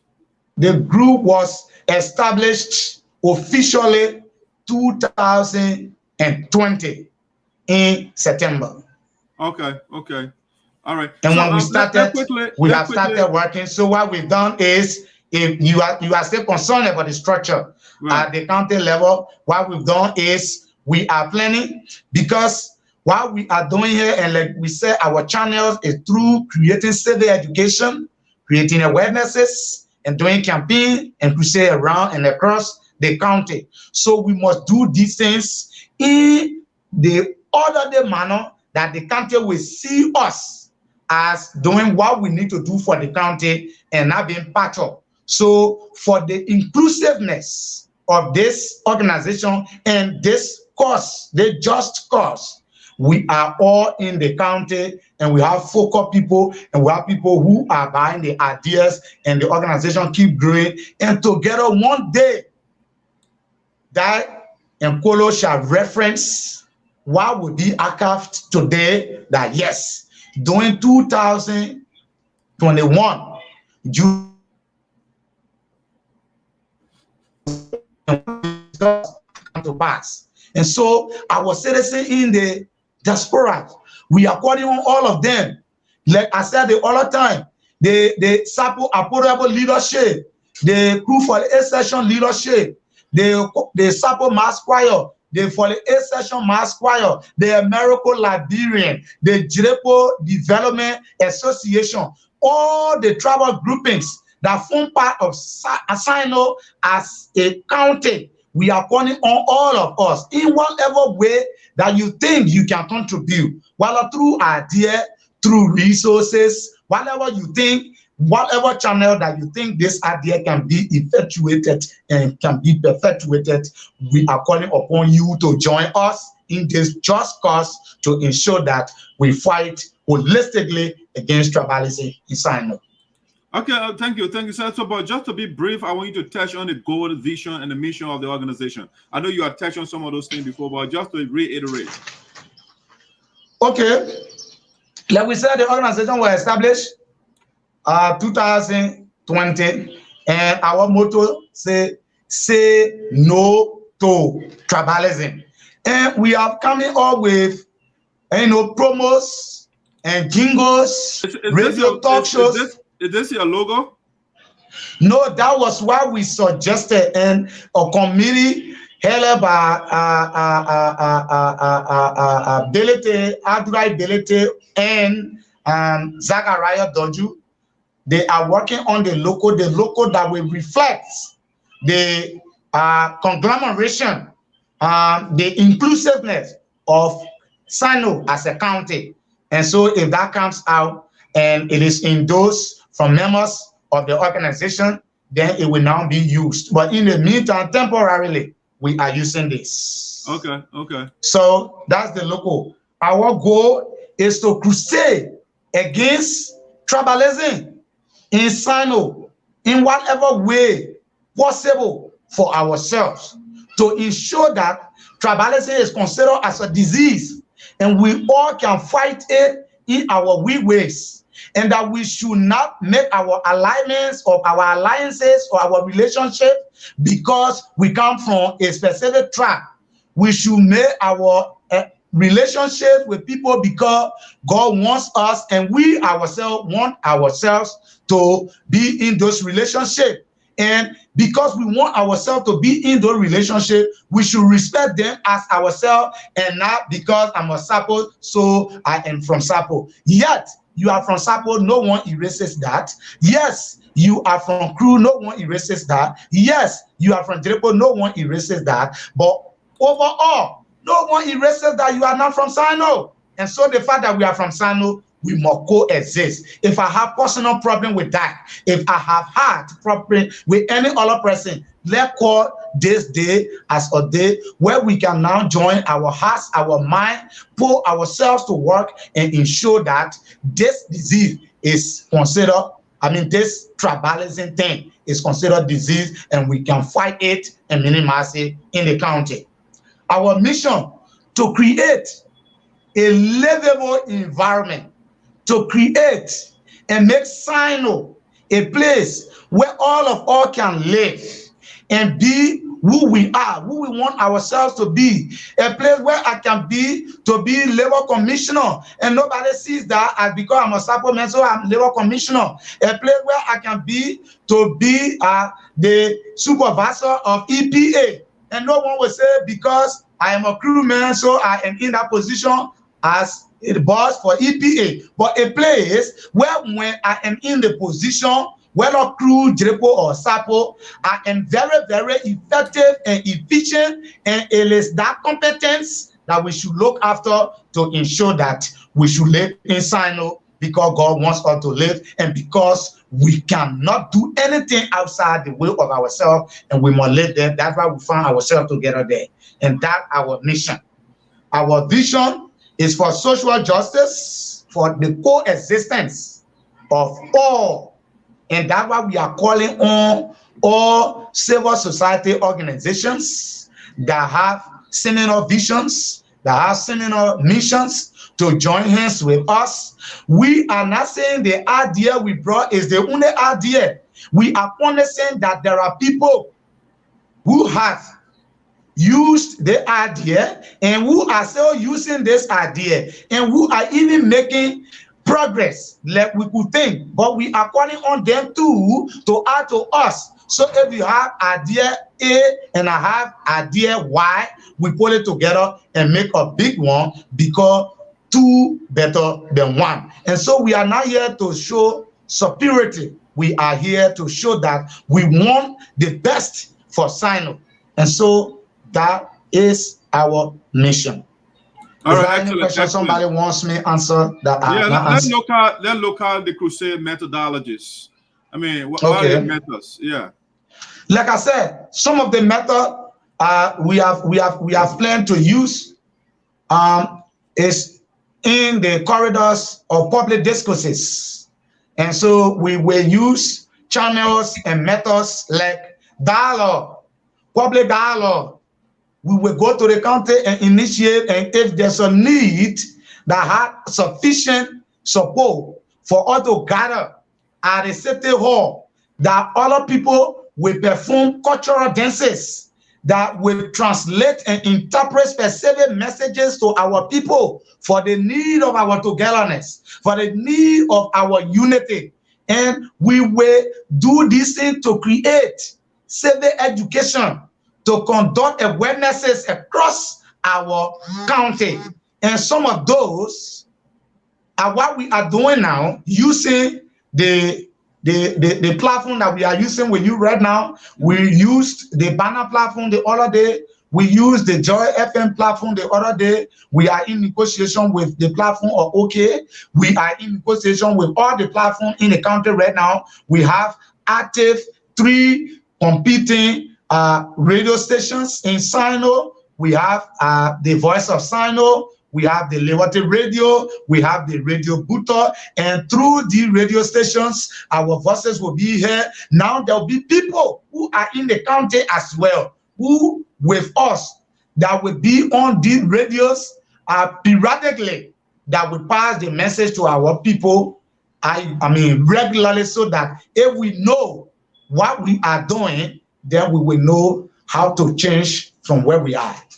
So those are the methodologies that we have crafted and we have prepared. Yet We are still hoping from other people who are experts, who been in this thing before, from other people who know the protocols when it comes to conflict resolution, when it comes to community engagement, when it comes to making resolution, genuine one that can give us peace, that can give us unity.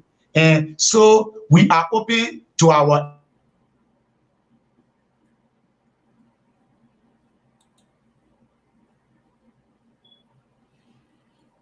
Yeah, the proper internet is fluctuating over there. yeah, proper. All right.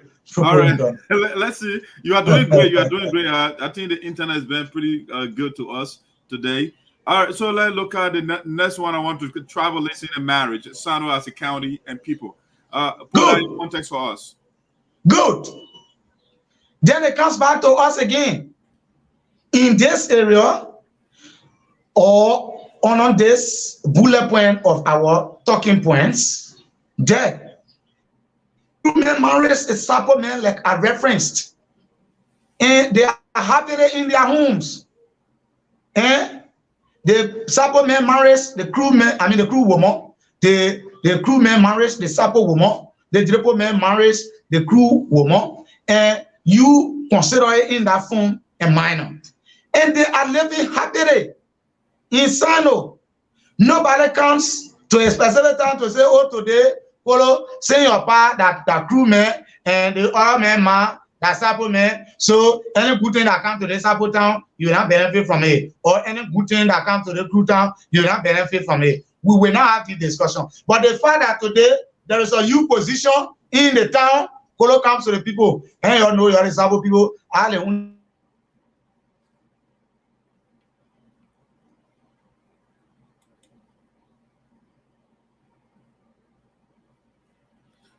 Yeah. So considering tribalism and marriage, Sinoe as a county and people, we have no different when it comes to us as a people in our various homes, as family. But when it comes to people getting state power, then now we try to effectuate, we try to navigate our way through using the methodology tribalism to now show belongingness, even knowingly, willfully, understandably, that if you shall have won a specific position in our county, you will be for the people of all the tribes. You will not be a leader for a specific tribe.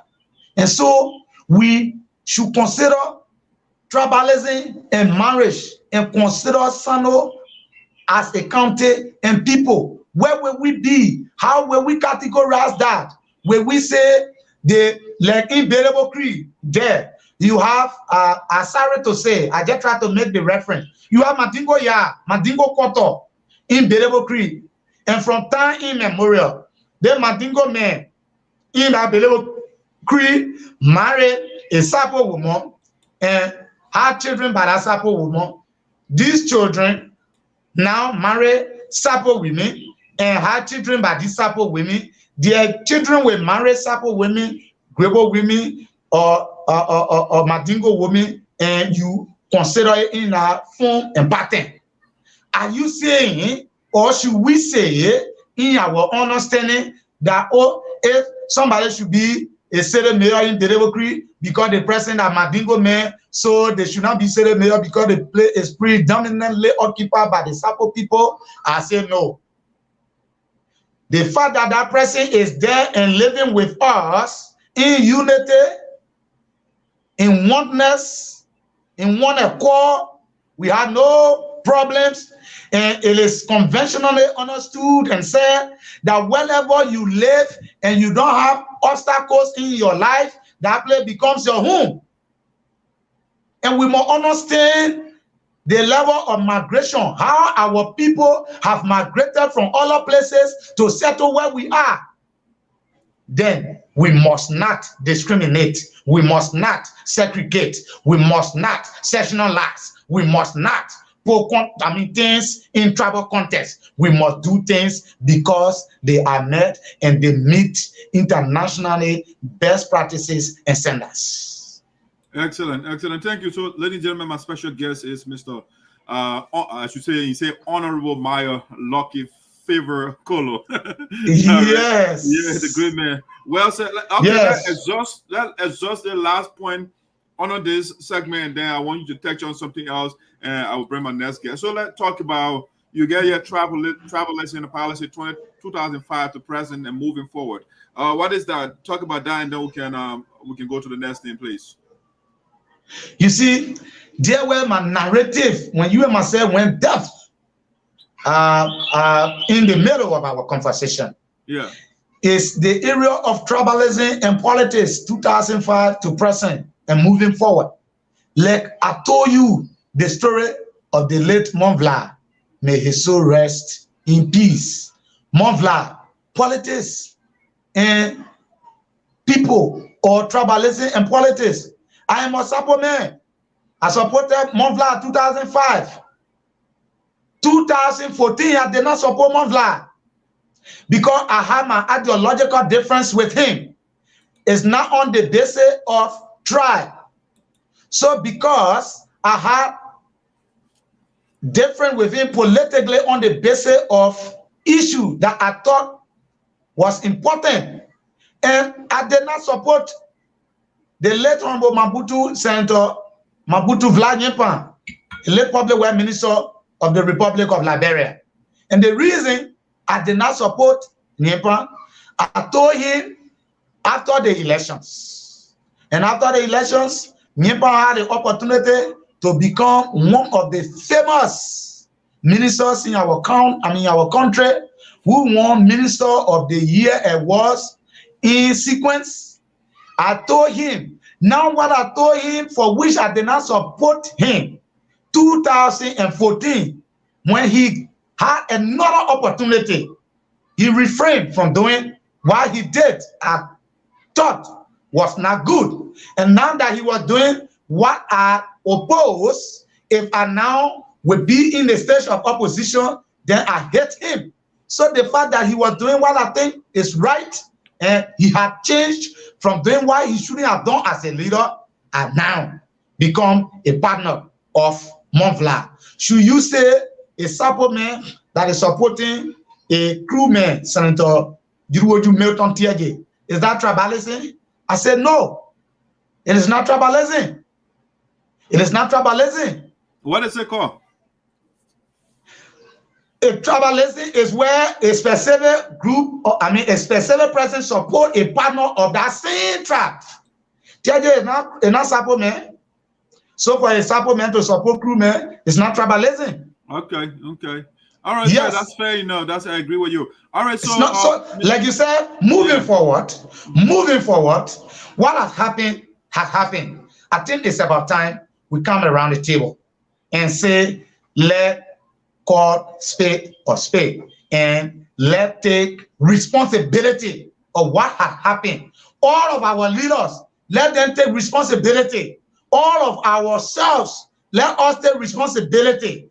And if we are taking responsibility now, then we will find the suitable way of providing the remedy, which we are doing now, and which we think we should do, and ceaselessly.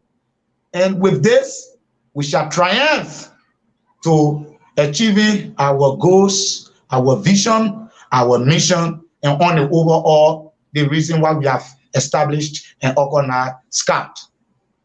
All right, Mr. Kolo, well said, well articulated. We want to say thank you so much. To our viewers, we want to say thanks for following us. People are complaining about we're not seeing the number. The number, you see the line that is crawling, there's a number attached to it. So people got to read the information at the bottom of that. And also, I also display the number on the screen. So people are saying, oh, we can't see the number, no way for us to participate. I don't know what are the Mr. Kolo, you seen the number from your side, right? Yeah, I seen the rating from my side. I seen the number. Yes. So I seen everything. Display right there, and people are saying they're not seeing the number. Okay, let me go to something here that I want maybe we can read the number out, because I see the number there. All right. I see all the numbers. I see all the numbers. Let me. So maybe you can help those who are not getting the numbers. You can read them out to them. So all right, let's see what the audience, the participants are saying. Shaki Tote is saying here that support this idea, but looking at the possibility of our drain being actualized because some of our current leaders are actively involved with the divisiveness in our county. Any reaction to that? Yes, like I said, we have taken responsibility of the wrongdoing in the past. Now that we have graduated, that if you and myself go at the riverside overnight and it was very dark, and that the test, the degree of our test cannot allow us to go more than 3 minutes. So we did not recognize the water overnight, and we quenched our test with such water. Now in the morning, on the daylight, that we have seen that our water, it is not good for us to consume it. Should we still consume it? I will say no. Then it will be like you are applying same thing over and over and expect different results. And that be the way people will tell me. I will consider it the other way around. As it's something looking, you put sugar, you put salt. These are two chemical elements. You put them in the water and you produce a specific taste. Now you want different taste and you put the two of them together again. Are you expecting specific taste other than what you will get from sugar and salt? I said no. So we will change the dialectics around. We will change the mechanisms around. We will change the methodology this time around. And our leaders, we will make them to understand that we are taking responsibility. And yes, and let me remind him he's right. But all of the great struggles in the war can never be started on the basis of milk, sugar, and the way you see it so easy. So that what it is said, it is an African proverb in the Sarpo dialect. You know, meaning that the thing that is strong, that somebody sees as an idea or something that is unachievable, is why you should tell the person that you can achieve, and you should provide reason why it is achievable. And that's why we stand for the cause that yeah, it is achievable, whatever it is. We want to use our mechanism that we have strategized. We're going to use our psychosocial counseling methods, and we rest assure you that with the level of engagement that will come, with the level of our involvement that will come with this approach, we're going to succeed, because we're going to be very clear. As a matter of fact, every individual will have their interest, and every individual may not agree so instantly, but as we go gradually and sail on the harbor of challenges, we shall reach the harbor of success. And I can rest assured my brother Tote, that with our strength, with all of us being together, exposing the reality, saying what is the truth, regardless of where you fall, yes, we are rushing ahead and it will be achieved. It is possible. All right. I think John Kuhn is saying here, you are in a bit of error, but you didn't elaborate, so I don't know why exactly. Oh, Mr. Kuhn, yes, if we are in error anywhere, and we are calling on all of us, as a matter of fact, no one is infallible. We are allowed to make some mistakes, and that's why if you feel that we are in error, my friend and brother, my very good friend and brother, John T. Kuhn, whenever we have erred, take what we did that is incorrect, correct it, and bring it to us so that we can work together and move ahead. Excellent. All right. Those are some of the comments that I see over there that you should react to. Now let's wrap it up here before I let you go. My next guest is waiting. Let's see it. You work for sure in the office of one of our senators, Senator Augustine Chie. So I can't have you on this platform without asking you some questions. I know you work closely with him. You work in the office. So we want to get some. There are some allegations, you know, trending right now. I mean, some they are at least one of it is factual, but the other one we don't know for sure what is factual. So we'll talk about the allegation from the office of Senator Chie. And for our viewers, if you don't know, Senator Chie is one of our senators in the county. That's his image right there. Mr. Kolo worked with him as administrative assistant, right? Is that right? Yeah, okay, you're right. Good. All right, so this is what I want us to look at here before I let you go. I can't let you go before. Here's the first one: harvesting 30,000 from the Liberian people budget in the midst of economic crisis and COVID-19. Is it true that they harvested or they got $30,000 from the budget?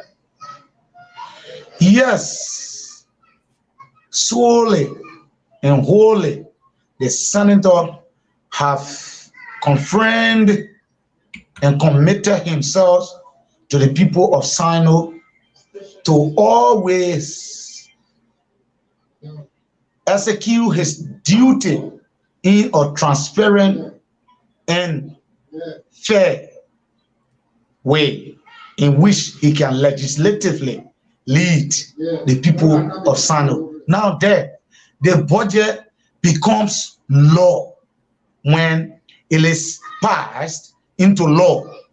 And during the time of, the budget have stages, the preparatory stage where they will gather all the resources, the stage of argument where they will invite spending and generating agency of the revenue to come and defend what they think the budget should be, a special ceiling, and if it is at that ceiling, how they think they can generate the needed revenue to meet up with budget priorities. Now then it has its own stage of implementation. Now in the implementation, every document that have been resolved and being legislated, that instrument becomes law. And the workings of the national legislature, it is not individual working. The workings are from committee's room to plenary. And so when these conversations go in the corridors of the committee rooms, come to the different plenaries, and come to the general or the joint plenary of the two houses, and with concurrence, and go to the president, with the president's signature, then it becomes law. On that basis, all the lawmakers in Liberia have received that 30,000 United States dollars as legislative engagement fund. And it is in the budget. It is on a budget line and on the national legislature, Liberian Senate. Okay, so, Mr. Kolo, I understand that. Senator Chie did not receive the money because he wants to receive it. He got the money because that money goes to the senator of Sinoe, and because he is the senator of Sinoe, so he got the money. On the other hand, that for the record, there are other administrative and ethical issues on the side of our office that I may not be clocked with the authority, or I may not stand in that administrative position to speak to. But issue of the public nature of what you've asked, like the 30,000 is not any secret in our country. It's an open secret. Every lawmaker in the country received 30,000 twice. I mean, it was 15,000, so amounted to 30,000. So it was on that basis. In Sinoe County, Senator Chie received 30,000, Senator Cheje received 30,000, Representative Duncan received 30,000, Representative Weah received 30,000, Representative Zaza received 30,000. So 30 times 5 is 150 in a cumulated amount of a total that our caucus have received on behalf of the county. So yes, Senator Chie, as a member of the 54 legislature, chairperson on the Committee on Health, received and did receive with pride and dignity that 30,000. And rest assured that 30,000 will be used for its intended purpose. Senator Chie has been one of the leaders. What is the internal purpose? The internal purpose for the money is for legislative engagement. Senator want to do legislative engagement. And there where I'm coming. Prior to any senator getting the money, all of the leaders in the county, our legislator, they have their private legislative projects. And so, looking at what they are, considering private legislative projects.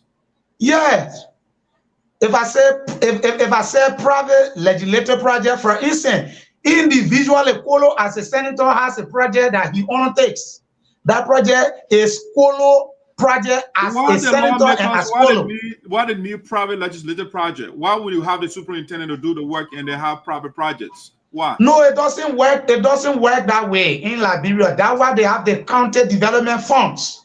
The county development funds are meant for the executive to implement, and the legislature also there to provide their regular roles, and their regular responsibility will be representation, oversight, and lawmaking. And they are also clothed with the responsibility to come up with laws, consider a resolution from county settings. So from the county settings, they arrive at how the county development fund will be used.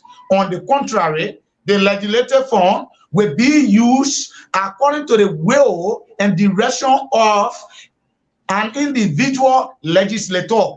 That's the case of my boss. You don't think it's an infringement on the rights of the executive? Because if you look at the division of power, the executive cannot do the work of the legislators, and the legislator cannot do the work of the executive. So if the legislators, if the lawmakers have project they are undertaking, which is the job of the executive, I am not talking about individual project from government. Let us work time, please. Yeah, go ahead. The lawmakers, by them having private projects or separate allotments being made for them in the budget, are they not impinging on the rights of the executive? They are not doing the executive job? No, this is how it works. This is how it works. And this is how it being categorized. The private or individual legislative 30,000 came to Senator Chie. Senator Chie have had private legislative projects in the county. And those projects have been executed, sponsored, and funded by Senator Councilor Augustin Sakwade Chie from his private earnings. You know, Senator Chie have worked in the private sector before coming to the public sector. Yeah, and when he came, I don't want what that's what I'm saying. I am saying they are not infringing on the rights of the executive. Now, this is what happens. If it should be considered as an infringement on the rights of the executive, the three branches of government have separate functions, yet they cooperate and they collaborate. In the wisdom of the legislative, of the executive approved the 30,000, meaning that it have been vetted, it have been investigated, it have been financially, looked at from the point of view of estate. They need to do that. Of functions. I'm seeing that as overlapping of function. I don't see that as overlapping of function because every legislator has the responsibility on the side of the national government to go to your people, to talk to them, to go to your people, to conduct town hall meetings. It is from these town hall meetings that you will solicit their views, and when their views are solicited, it will form part of your argument. You will come and be able to research when there are laws that are on the book on the basis of the view that they have given you. Whatever project should be undertaken should be channeled through the local government. It should not be the job of the lawmaker. So that's why I gave you the two separate budget lines. This is what I'm saying. I know. The guys are using the legislative project to get re-elected. It's a campaign stuff they are doing. It is not right. The people, the money should be channeled. That's why you have the superintendent. The money should be put in the budget. The project should be allocated. You guys have the Sinoe or the legislative caucus or the Sinoe legislative caucus or whatever the body is. They come up with project. It should be channeled through the local government. It should not be the job of the lawmaker having special project. It's a form of campaigning or corruption, and that's what we have right now. So the 30,000. No, there is something you are not getting, and I still want you to get. Okay, go ahead. I am not saying the budget line is for the purpose of personal or legislative private projects or the private projects of legislators. No, I am not saying that. The money was budgeted for legislator to go what? and do legislative engagements. What is that? With their constituents. What is that? What is that? Thank you. Legislative engagement, for instance, Senator Chie to go to Sinoe and talk to the people in Sinoe, invite people from other places, invite people to a specific point. The people come and listen to the senator for consultation, for legislative consultation. As a matter of fact, we are running a form of trusteeship representation where one person has been elected on behalf of number of people, and before that person makes any decision, it should reflect the views of the people. So now, legislatively, it would be very, very right. Should any lawmaker go to their counties, go to their districts to have meetings? That's why they put it there, and that's the justification, and that's why that was for in the budget. And when it was budgeted, it is a form of corruption. You do not need a legislative budget to go visit your people that elected you. You don't need. Are you aware that prior to this government, first of its kind, that lawmakers are benefiting money, even when and placing the budget as legislative engagement funds? Are you aware that before the regime, during the Unity Party-led government, there was legislative fund where they started with a representative at first. They gave representative 68,000 to go and do their legislative projects. Now, what the executive did cleverly then was they channel it through the processes of the PPCC rules in collaboration with the LACE. Now, so if a specific lawmaker get that money in the account of the legislature, then it goes to LACE, the LACE, Labrador Agency for Community Empowerment. Yeah, that list. Now, good, list, good. Now, if that money goes to the account, then less will be notified. It is less now that will be charged with the statutory responsibility to go and bid or pull up bidding for a specific project that will be identified. The process, I know about it, but I'm saying why the guys signing for money now? Before then, they were not signing for that money. Why they have to give them private checks for the $30,000? If because they are giving them a private check because they were budgeted for legislative engagement will you concur with me? It's a form of corruption. It's a legal line corruption. I can't concur with you that it's legal line corruption because the two branches of government that must work together to ensure that the budget, that's why I said the budget, the framework of the budget should suit the priority needs of the national budget. Not a priority. It is not a priority for the people of Sinoe County. It is a priority. If it was not a priority in the wisdom of the executive, in the wisdom of the president, in fact, the budget was drafted from the executive. I mean, what it was not in the wisdom of them, it wouldn't have been passed into law. That's my argument. Give me a second. What I'm hearing from you is once something becomes a law, it justifies. So, in other words, No. Hold on. Let me finish my talk. Let me finish. Back in the day in the U.S., it was a law for black men to be slave. You are not, even up to now, their constitution, black man is considered not a full human being. So Kolo is saying once it is made law, once it's passed into law, it's justified, it's okay. The guys can go with it. That's what you are saying. Because it was budgeted, so it's okay for these guys to harvest $30,000 and put it in their pocket. While people are hungry in the country, no roads. The guys want to rather go to Sinoe County to buy these jeeps so that they can be able to navigate. But the poor people don't have the opportunity. So I mean, for you to be justifying this is alarming. that I can rest assure you, with the apportion and the appropriation being made, and that the money have been given for it to be used for its internal purpose. What is the purpose?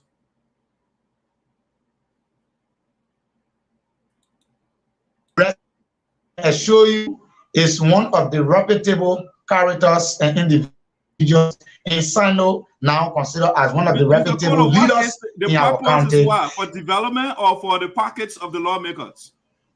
I have said times without number for legislative engagement and projects. In common language, so the common people can understand it. What does that mean? It means that the people, they will go to their people to talk to them. Oh, my people, the way the country is going, and I'm your senator now. What do you think the other thing we've been talking in our place there? Because you're not there, I'm one there. We say the other one the other day. What do you think? What is your way and pleasure? How do you think we can position ourselves? Why lawmakers before then they didn't do that? During those times, they never have legislative engagement money in the account. It just, I mean, Kolo, is that alarming how you guys, the legislative staffers, you are demonstrating for your little salaries, and these guys are putting extra checks, and they say no money in the country. They are putting extra money in the budget for themselves, and then you guys will justify it. But I understand where you guys are coming from. Because if you do not support the lawmakers, no, I've been very fair and honest. You don't support these guys. I have been very fair and honest. Huh? I've been very fair and honest. You're not being honest to us because the money is not benefiting the people. The children that are not in school in Sinoe County is not going to them. It's going to Senator Chia, who is the bourgeois in the country. It's going to Zaza, who is the bourgeois in the country. It's going in the pocket of something where who's a bourgeois in the country. It's going to Duncan, who is a bourgeois in the country. The guys don't need 30,000 extra in the budget for them. Yes, considerably good. They are bourgeois in the country, but the trickle-down effects of their being bourgeois will benefit the people. You are saying the people should get crumbs. That's what you are saying in other words. It can be crumbs. Are you saying, for instance, when you say trickle down, you are talking about the crumbs that will come to the table. If you consider it crumbs, anyway, that's your choice of word, but I will not consider it crumbs. I will consider it as tangible and benefits for our people. Because, for instance, if a lawmaker took his or her money and went to Debwestown now, my hometown, and built school there, from the existence of my town, there have been no school, and that lawmaker went to my town and built school. Are you saying that crumbs the town have had?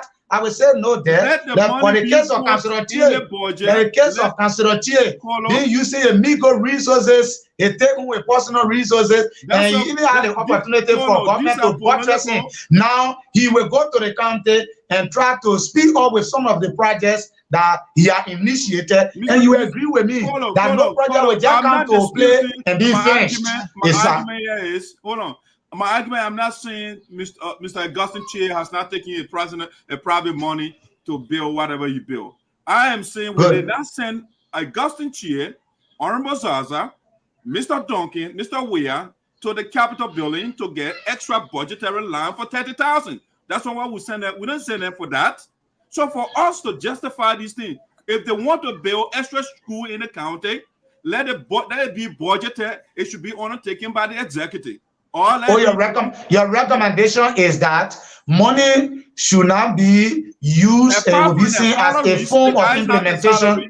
Apart from their salaries, there should not be extra budgetary line. The country in the world, US, they got $17 trillion budget. They don't put extra budget line for those guys here. No. So if you are begging, if you are a country that is begging people can't give you money, then you put extra budgetary line for those guys that are begging. I mean, it just doesn't make sense. Why are you begging people? The country that has they can manufacture their own money here, America, they don't have legislative engagement for the people here. Why is it okay for Senator Chia to take that? And you guys are justifying it. Say for the senators to take that, and then when I come back to you, now the function of government is different. Let's agree that we want to practice almost the system of governance in the United States. Yet, there are differences on the basis of prevailing situation and environment. Our environment, our environment is different from the environment of America. What's the difference? What's the difference?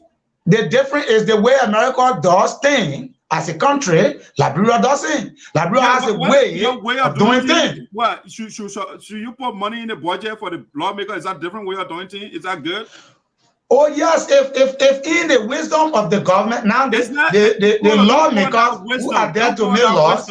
Do not call that wisdom. It's in the wisdom of the lawmakers. No, in their understanding. It's not wisdom. You have to change that word. Yeah, it's not wisdom. But you have to change the word. You have to take the word back. You have to modify the word. What? We were. The word you just used, sir. You have to modify the word. You can't take money from the mouth of all people, of poor people, and you put it in the pocket of the rich one, and you call that wisdom. That is not wisdom. It can be an argument. It can be an argument that can be initiated, but as it may, it was budgeted for, and it passed. And any instrument that passes into law becomes, law, and it is bound to be executed, so to speak. Legality does not equal justice.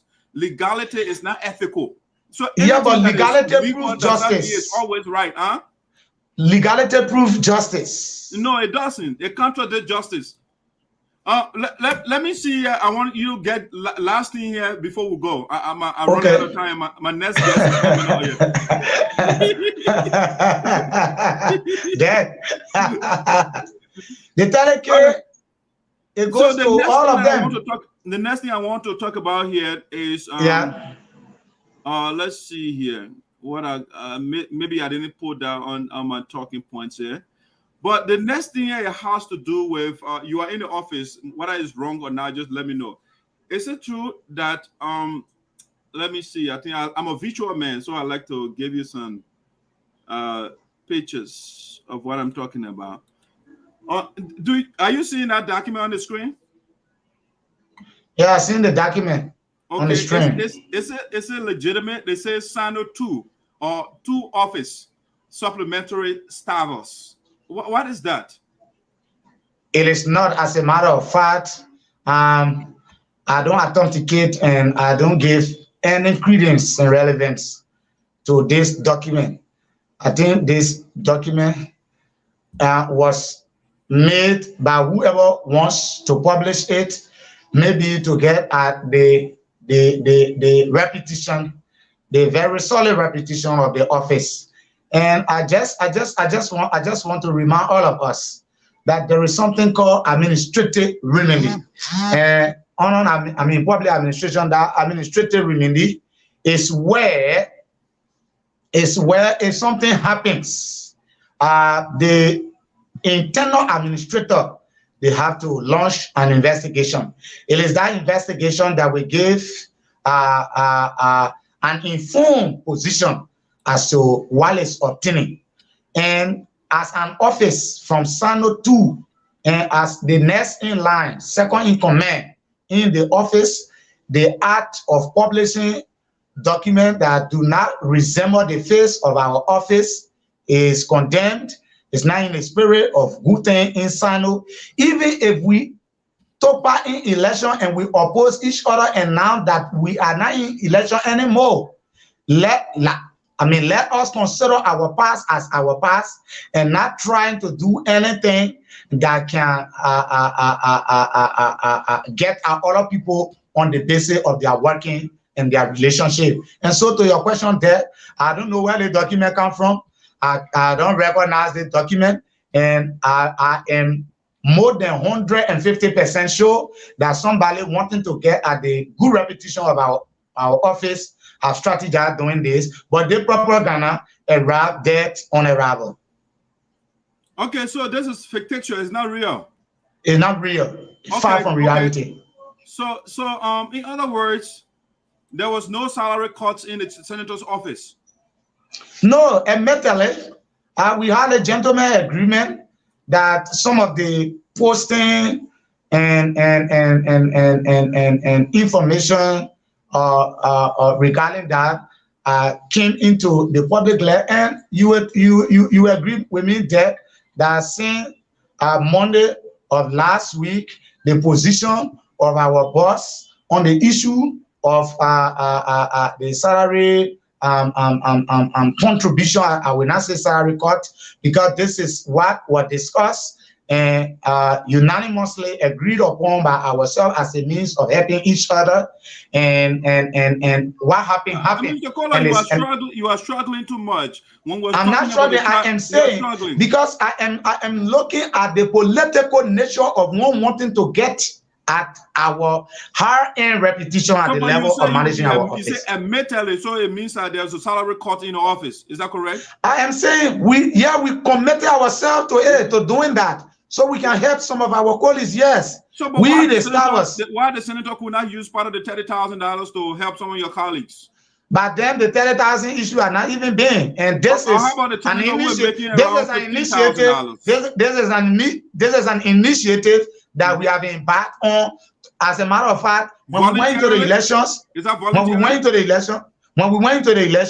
we have political party and we have auxiliary groupings. And from the auxiliary grouping, now all the people that supported the senator came from the background of his political party. Okay. And now that he has succeeded, everyone will now have the opportunity to be in his office, because there are 15 staffers there. So if we have the opportunity to be in the office, some of us, our wish is that we are where we are now, that we were able to have our first degree, and we are doing what we can with our senator, who is very strong, who knows what is good for us, for the people, so that when we shall have graduated from the level of the office, other people will come and they will be helped. Now, in the regard of doing what we are doing, we thought to consolidate efforts amongst ourselves to ensure that we accommodate our colleagues who did not have the opportunity to be in the office after our elections. So when we had our gentleman agreement, then what happened. And it got the senator angry, and the senator said, you have the gentleman agreement to manage the information internally amongst yourself, and it cannot be managed, and I do not support the idea anymore. So now everybody will do what they're supposed to do, and I will take on my responsibility to my people. So in his wisdom, the senator canceled our proposal. He canceled that the court should not go on anymore. Yeah, because he felt that information leaked and we're not confidential. So it's a public office though, so the senator does not want information to come to it's not a private office. It's a public office. So things that we're supposed to know, if we know, then I mean, is the senator hiding stuff from us?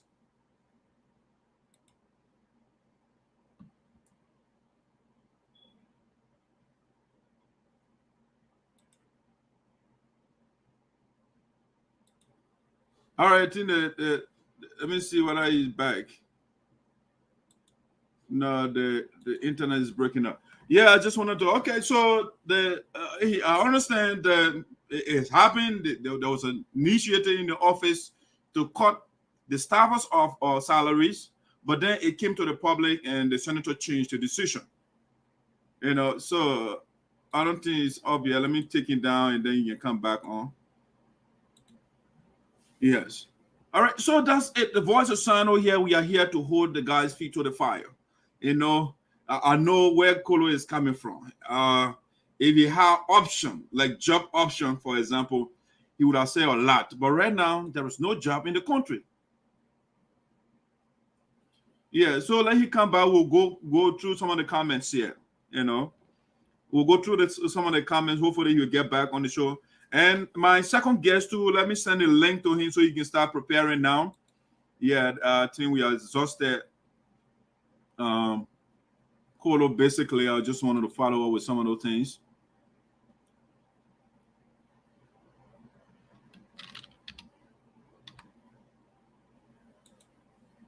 So I'm sending the link out to my second guest, who will be coming out shortly.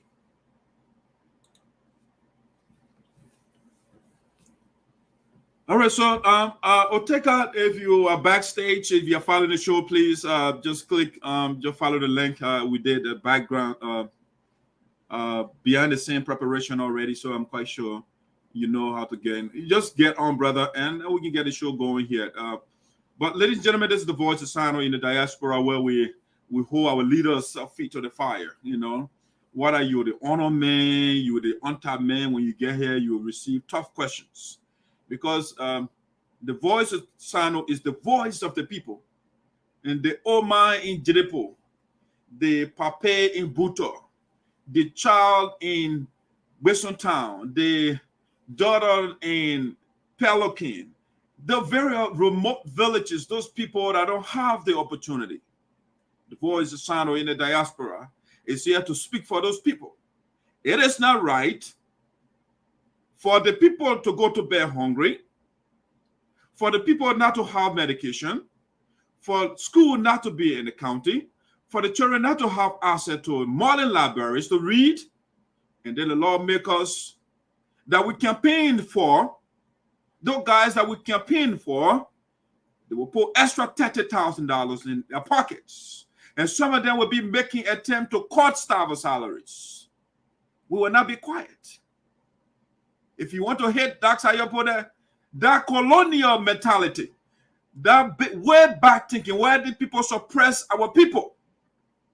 We will not be here, we will not be alive for that to obtain in perpetuity. It is time for us to put those legislative vampires, to bring them out here. We'll do that. People don't want to see it. They support these bad ideas. Oh, international best practices. We want Liberian best practices, something that fixes Liberia, something that will benefit the people, not international best practices. What is best for your people, and not what is best for the internet. You are not leading the international world or the community. You are leading the people of Liberia, the people of Sinoe County. So we need Sinoe County best practices. We don't need putting money in the pockets of the lawmaker or cutting the salaries of those guys that make somebody making $75, and then the senator is making almost $30,000. I mean, I exaggerated now, $15,000. And then you say, you know what? I will call the guy who's making $25, $30, $100 a year. I will call it. How selfish could you be? How selfish could you be to do that? Just a test. That's how you judge a good leader. A leader is the one who improves the condition of the people. Like Kolo Writer said, a leader is the one who brings out ideas. The manager manages the status quo. The leader will tell the manager what to do. Oh, manage this way. That's why I don't like to be on a manager, because manager don't build leaders. I want to be on a leader. A leader builds other people. The leader builds other people, builds other leaders. A manager manages the ideas of the leader. And so to the extent where my senator will not find a way to grow the income of his staffers, but you will find a way to reduce them, then he is not a leader. You want to tell me Senator Chia cannot come up with an idea how to increase the budget in the country? He has to go to the poor guy's salaries to call it in order to pay his political cronies. Okay, I am one of the cronies of Senator Chia. I campaigned for him. How much is my share? How much is Senator Chia sending to me? But guess what? If Senator Chia wants to send money to Dr. Sayweah, don't take it from the staffers. I want it from your paycheck. That's what I want. I don't want the guys they hardly get it to go to work. No way, they struggle to go to work. By the time they get a paycheck, they have borrowed, they have credited money from all over the place. The check is gone. And then the man has the audacity to pressure the children. There's some of his colleagues, that some of them in my inbox that disagree with what he said. The man insisted that it was not a gentleman agreement, it was a totalitarian and tyrannical decree by Senator Augustine Chia. No, it wasn't a gentleman agreement. It was on gentleman agreement. It was a dictatorial, despotic, monocratic decree by Senator Chia. My guest is backstage, so I will leave him for now. Ladies and gentlemen, welcome to the second segment of Voice of Sinoe.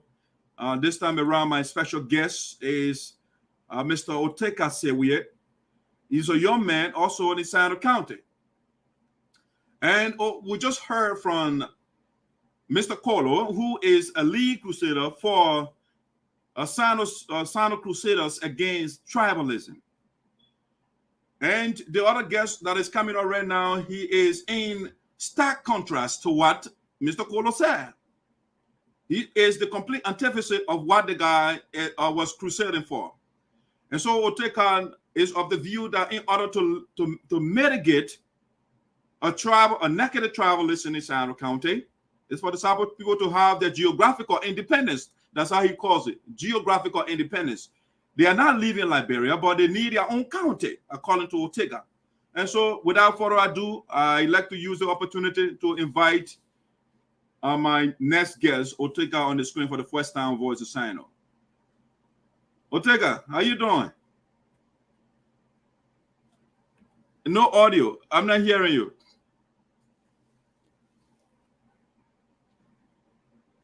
No, the audio is off. You don't have it on mute? Maybe look at the volume to the volume. No, no audio, no audio.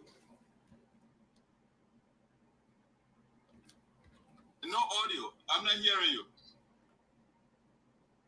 No, the audio is still not coming up. No, the audio is off.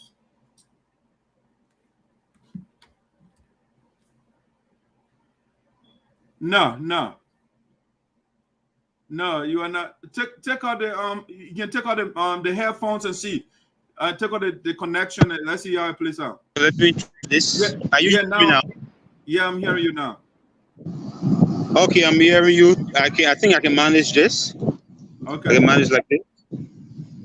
All right, good. Yeah, take that out. Thank you. Thank you very kindly for the opportunity. It is my heartfelt pleasure to be on the VOSD this evening in Liberia. Okay, all right. So otherwise, you're doing good. Yes, I'm doing good. By the grace of God, I'm fine. Though I've been a bit under the weather these few days, but by the grace of God, I'm okay. I'm always moving strong. Yeah, because we planned the other day, and you say you were under the weather. That's why you did not come up. Sure. Thank God for the opportunity. Thank God for the strength at this point in time. I think this is the appointed time. Okay, great. Yeah. All right, so what I want you to do is, first of all, to tell my audience, let me get to my talking points here quickly so I don't skip something here.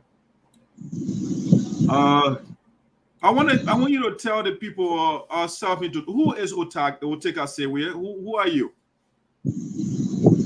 Thank you very much. My name is Daniel Ortega Sayweah. I am the son of the late Rabbi Kanjatukbana Sayweah, who hailed from Bubadi, and the son of the late Margaret Mojuset Weah, who also hailed from Bubadi in the Sinkon district in Sinoe County. I was born in Maserado County. I had the opportunity to go to Sinoe, and I was in Sinoe. When it was in Sinoe, I got my high school education.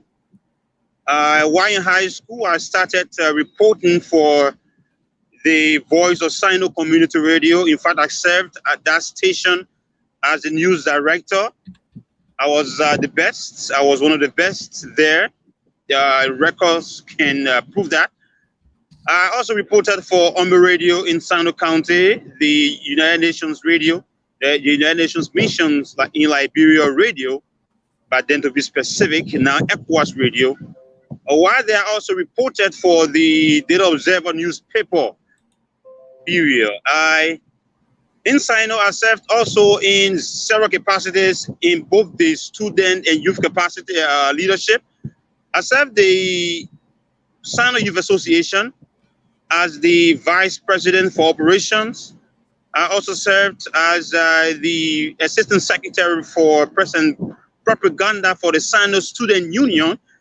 I served as a Senator and President pro tempore of the Sinoe Multilateral High School, at which time I was in high school from 8th to 12th grade. I served as chairperson of the Student Unification Party at the level of the Sinoe Multilateral High School. Back in college, I served as the president of the Sinoe University Student Association at the African Methodist Episcopal University. And I serve as the Secretary General of the Sinoe University Student Union. And lately I serve as I acted as president of the Sinoe University Student Union, though I'm still a student, a university student at the African Methodist Episcopal University on 34 Camp Johnson Road, Monrovia, Liberia. I am a Sarpo man. I believe in the Sarpo independence. I believe in the Sarpo nation. I believe that we've been here prior to the independence of this country. History has proven that we are found only in Liberia. This tells you that we are unique to Liberia. And so I believe in the geographical independence of the Sarpo ethnicity from Sinoe County and Grand County respectively, so as to empower us, realize our fullest potential, as in the cases of our brothers from the Grand Cru County, the Riverside County, the River G County, and the Grand Bassa County, and so on and so forth. All right. Well said. Thanks for. I mean, that's an elaborate introduction over there. All right, Ortega. I think you are a radical opposition to SCAT. You know, Sinoe Crusaders against tribalism in Sinoe County. So the first thing I want you to put in context for us. What is your understanding of tribalism? Are we talking about positive tribalism or negative tribalism? Which one are you campaigning against here? In the first place, I want to say I respect the initiative being undertaken by my brothers from Sinoe, and hats up to them. It's a very good venture. I must appreciate that. I must say that for the fact and for the record. But I think it's a monotony, as in the case of Sinoe County. The issue of negative tribalism in Sinoe County. Monotonic, what do you mean monotonic? What is that? Monotonic is just a repetition, saying one thing over and over and over and over and over. I want the audience to understand the jargon. You know, I got you. Go ahead. Now and I just want to make something very clear that the issue about the geographical independence of the Sarpo ethnicity should not be bogged down to the aspect of this SAC. SAC is just a new. In fact, it's not an institution yet. It's a proposed institution for the fact of the matter. An institution that does not have a logo, does not have a very well agreed upon vision, mission, and objective. That is not constituted. I mean, that does not have a constitutional bylaw. No, that's just a little institution for now. I'm sorry for the terminology. No, but the issue about Ortega, let's be fair to the guys here. When Kolo came here, he spelled out all those things, their mission, their vision. I think he read. Kolo was reading from the mind. I don't want to be like. I don't want to. Firstly, the reality is that I just want us to leave the aspect of SAT. SAT is just something that is emerging. I mean, is emerging. But the issue about the SAT, you don't think their mission, their goal is laudable? You don't think that's something that we need to fight against tribalism in the county instead of talking about separation? In short, I really don't want to discuss SAT. Okay. Yeah, I really don't want to discuss. To be frank with you, let's go to the purpose of your visit or your presence on the platform. Fine, thank you very kindly. The history of Sinoe County is such that from the beginning it was the American Liberians that was leading our people, and the war came. We went at each other's throats. Liberia is reconciled as far as that. I'm concerned that the guns are silent. But the world will agree with me that the issue of a particular group of people pushing for their independence is not solely based on tribalism. Is squarely based on the need for self-governance and self-empowerment, adequate growth and development of a particular group of people. There where we are coming from. The Sarpo ethnicity in Liberia, it is a distinguished group of people. Yet, history has placed us as a segment on two different tribes. And that is quite laughable if educated people will just sit and look at a particular group of people making up a specific number, occupying a particular geographical location, and segmentalizing them under two people, a group of people calling them cousins and what have you, and at the same time contradicting themselves in the very history that one of the group of people met us here as evidence of the fact that we are Aputu. Then that tells you that there is something happening somewhere, or that happened somewhere. There is a mistake somewhere. And you will agree with me that before we were born, there have been murmurings in the corners about Sarpo people having their own county. And history has still to be corrected. Juazon, as a Sarpo land, is the second administrative district next to Carisburg in this country. So when it comes to self-governance, we are not strange to that.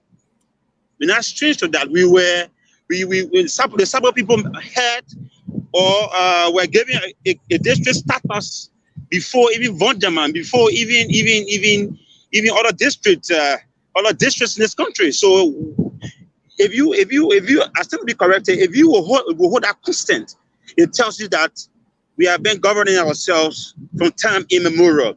It's just that there has been a deliberate act on the government and our brothers and sisters to willfully marginalize the Sarpo people because of our location. While we are pushing for the Sarpo people to have their own county, the reason is very simple, my dear brother, to realize our fullest potential. Do you need a county to realize your full potential? Yes, as far as politics is concerned. Politics is connotatively defined as the decision as to who gets what. And that boils down to representation. It boils down to representation. So are the Sarpos not being represented currently? We are underrepresented. We are underrepresented. So what will be full representation? I am at this point in time, my dear brother, pushing for unity among the Sarpo people.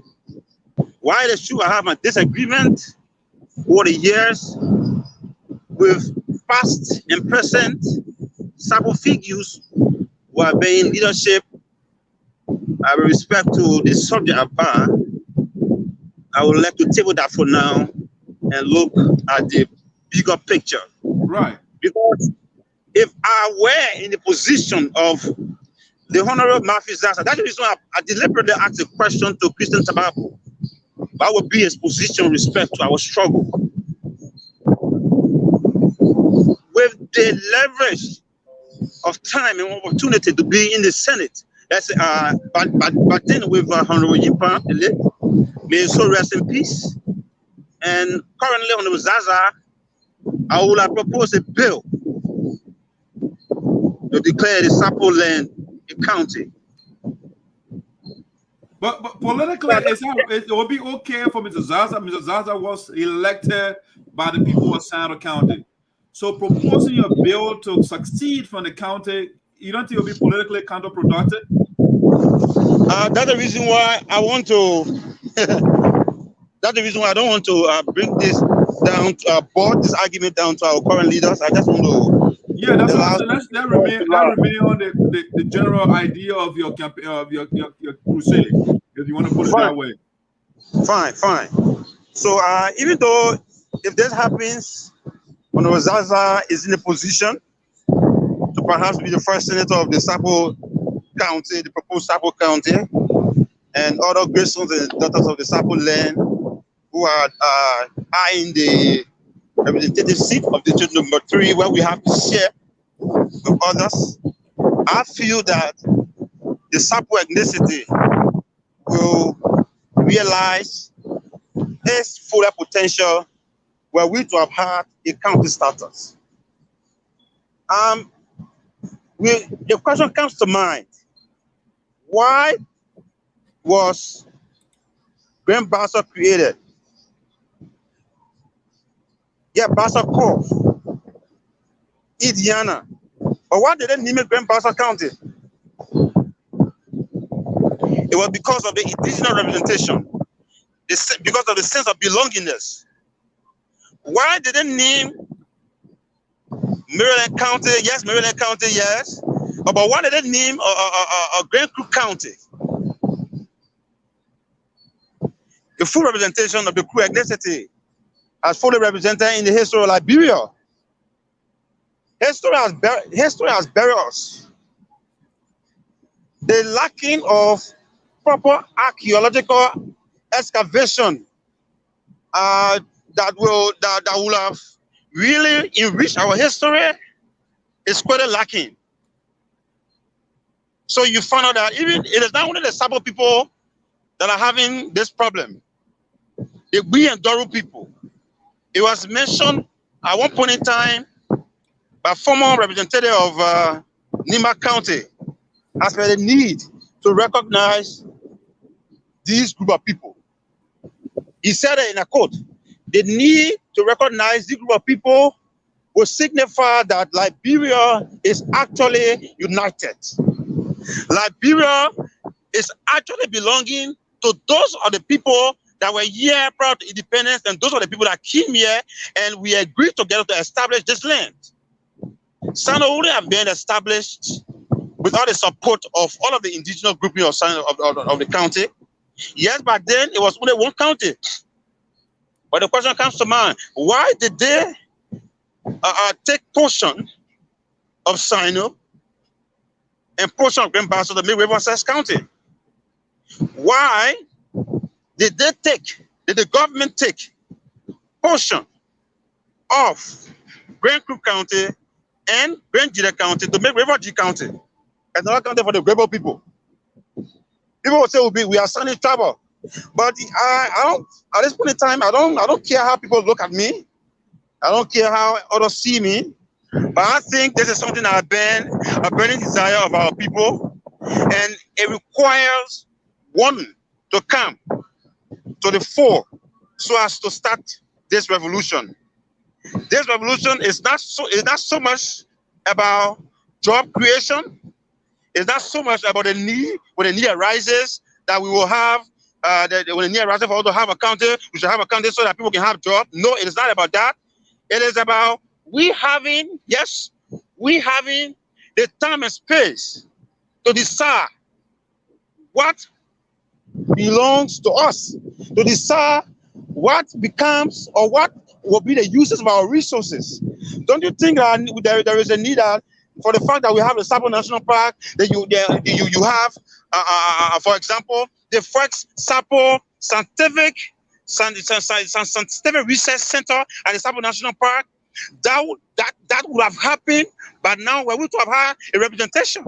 Look look at the statistics of Sanoans that are graduating from college. How many Sarpos you see there?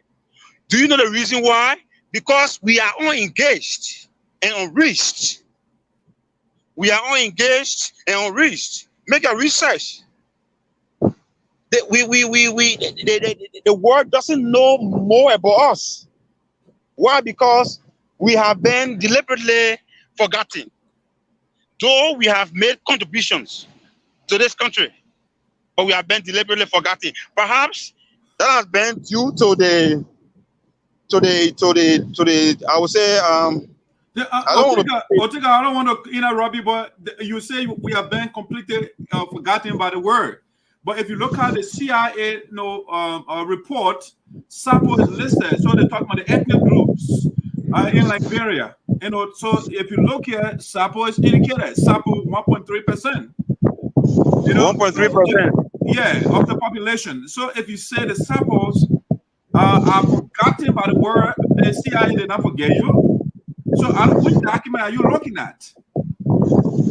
My dear brother, in practical sense, writing, coming for her past from America and reaching out to a particular geographical location and just writing about those group of people doesn't mean that they are actually reached.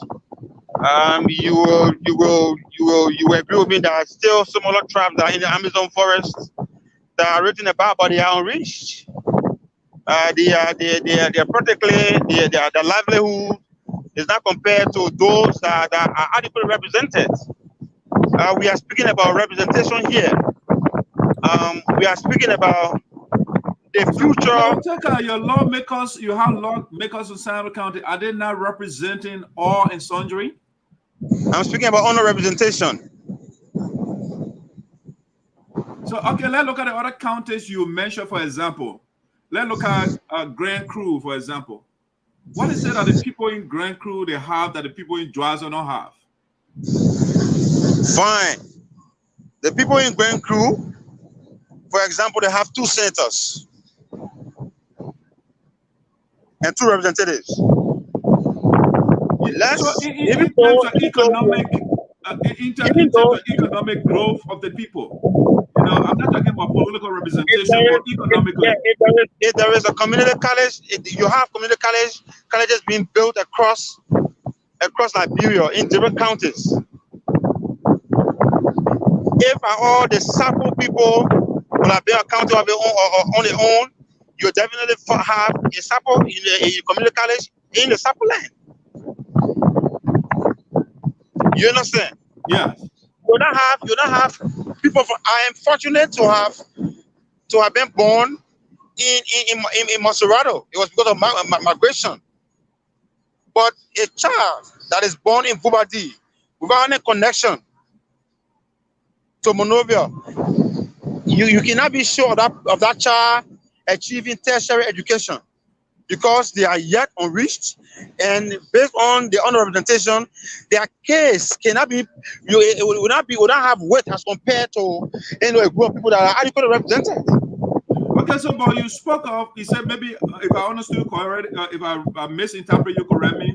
But the major reason why you are advocating for the Sarpos to leave Sinoe County is because number one is economic or adequate political representation, and number two, the incessant tribalism in the county. Is that correct? One is about political representation, adequate representation. 2, economic growth and development, and the issue of tribalism is another one. Okay. But I just want to. So just to be clear, so the tribalism is not a major factor. Tribalism is a factor, but I don't want to hold it to be a major factor. Because my brother, for example, even in America, more blacks voted for Barack Obama, right, than whites. You understand? Yes. The issue about independence, as far as the war history is concerned, it's all about being adequately represented and to avoid oppression and marginalization. Somebody talking about the number, the issue about statistics, the issue about number. Kolo admitted that there will be no. It is not possible for the fact that there is tribalism in Sinoe County for you to produce a Sarpo senator. It is not possible. So, let's look at the document here. This is part of your constitution. Article 34A, it says to create new counties and other political subdivisions and adjusting existing county boundaries is the job. So they're talking about, again, the legislature shall have the power. So why don't you go to your lawmakers to make the case? Because they have the power to do that. Okay. This is a campaign, my dear brother, and campaign has stages. Okay. We are creating awareness right now. Once the awareness is created, when the people are adequately informed, because this is an advocacy that is though on the hearts of our people, but no one have had the urge to really bring it to the fore. So we will engage our people. And they will give us the mandate to reach out to the lawmakers. We'll use the democratic process. In order to, it is our right, as far as our constitution is concerned, to petition our lawmakers. We'll use that means, and we will do everything constitutionally to ensure that this is achieved. And this is, I'm not cutting you off. This is another article here from your Constitution, Chapter 2. Let's just say it's Article 5 of the Constitution C. They say here they're referring to general principles of national policy. So they say that the legislature or the executive see to take steps by appropriate legislation and executive orders to eliminate tribalism and sectionalism and tribalism. And so these things, they are in the document. I think the lawmakers or the leaders of the country just have to take the appropriate action to eliminate those things. My dear brother, that portion of the Constitution has been there, and it was there when Liberia began with 3 counties, and now you have 15 counties. That is left with the interpretation and based on prevailing circumstances. So with that aspect, the argument will still be put forth. We know that there will be oppositions, but we've gone on our side. The same way other counties got their status, we will definitely get ours. It is just left with the willingness of our people, and we should have gotten to them on the grounds in Belleville Cree and the rest of the other cities in Vubadi. When we shall have gathered their signatures for the period of time, we'll definitely petition our lawmaker, our representative, and we'll also petition the relevant authorities. We also have, apart from the legislature, yes, the legislature is called with the responsibility of doing so, but you also have what we call executive orders. I don't think that the president being a crew, and with respect to tribalism, if that will happen in the era or during the era of President we are hopeful that before 2023 this happens. I don't think he will want to infuse tribalism into this. I think he will use the constitutional leverage given him to declare our.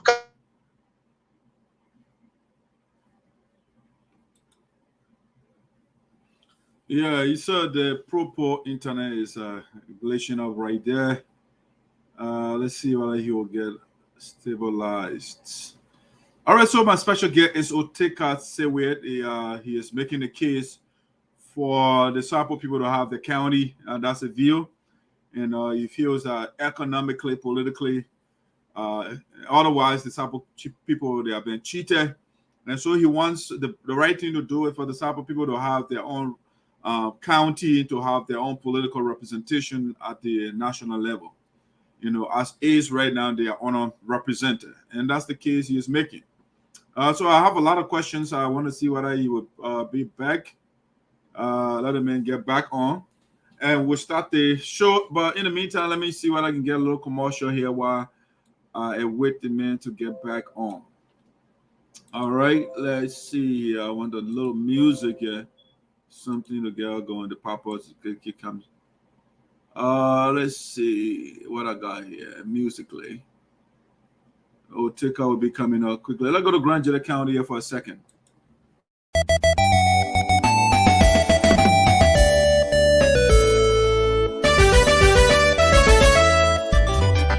Aha! United States of Okaba money and you people. Mama Cassie Raboja. Mama Etokwe. Vice President. I'm a boy. I'm superstar mo alo ba obewa. Aje ayan mo gba wa ya we gbake. Se na so yan de kwa. I'm a queen man so able you gi o. Sibo.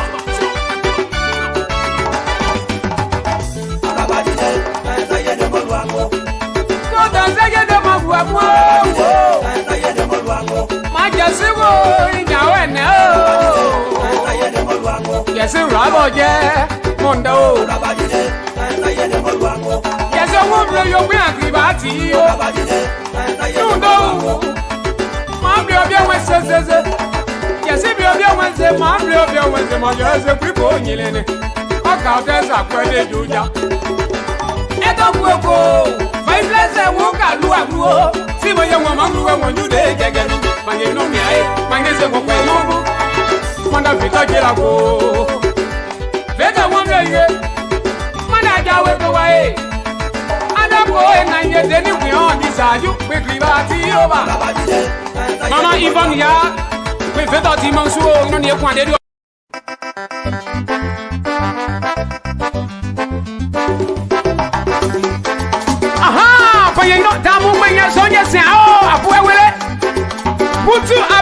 Association in America. I'm so right there. Kaluji we man so toujours en action le groupe superstar. Aïe.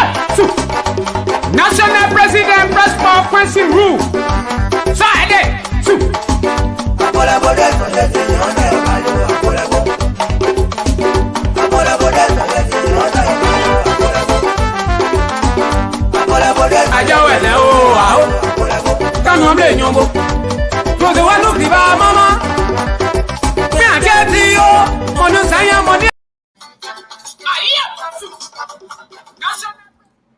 All right, Ortega, welcome back. Yeah, thank you very much. All right. Yeah. So let's see. I don't know what was your thought before the phone went or the device went up. What were you saying? I was saying that the issue about I'm creating a county does not only rely in the power of the legislature of this country. It also has to do with the power of the president. I can recall it was President Doe who declared Sastan territory a county that is going through today. It was President Charles Taylor who declared River G a county today. It didn't go to the lawmakers. They just declared it was a presidential proclamation. It was a presidential proclamation that our law provides that after a certain period of time, a presidential proclamation becomes law. So it was for that backdrop I was speaking. You know, so we could also I'm just trying to say that we could also petition the president of this country in the quest of our county status. We could also petition the legislature. But we believe we've gone outside, our leaders, with the case that we put forth, with the support that we will.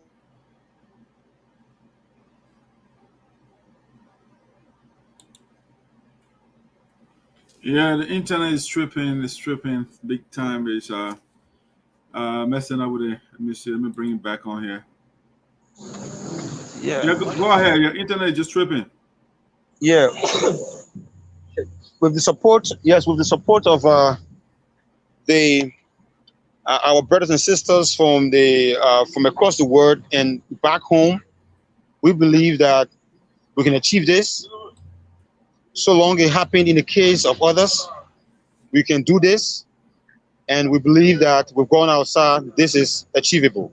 But Ortega, do you think the Sarpos are ready for a county, given that the Sarpo, the Pueblo in Liberia, they are divided. The Sarpo Association in the Americas, they are also divided.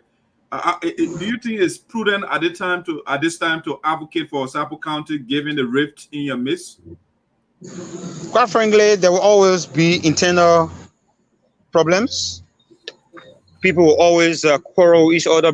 Even brothers and sisters fight. That I don't want to drag into this general struggle.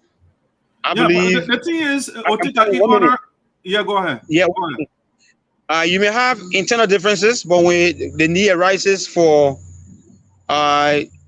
to push for something that encompasses all,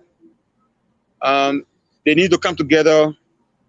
Will arise, and everybody will come together. For now, we are not discussing this. This is something new. If it was something that we were discussing, I don't think the Sarpo Apollo will be divided in discussing the issue about a Sarpo County. I think the decision, the rift is all about maybe leadership, internal leadership, and that which I really don't want to delve into right now. Ortega, when you become a county, you will have leaders. And right now, if you have leaders in your community, they are not getting along. What makes you think when you get a county, there wouldn't be similar occurrence of what you're having right now?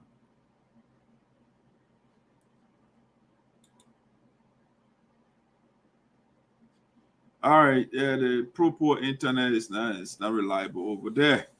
Yeah, so we're having some issue. I have a lot of questions for Ortega, but then the internet is just kind of not making the conversation to flow as I wanted, you know. But let's bet that's pro-poor. I will kick it out and maybe you'll come back again. All right, so guys, welcome to the Voice of Sinoe. I'm saying the president of Sinoe County. I'm saying welcome aboard. Mr. Ajavan Fakali, welcome aboard.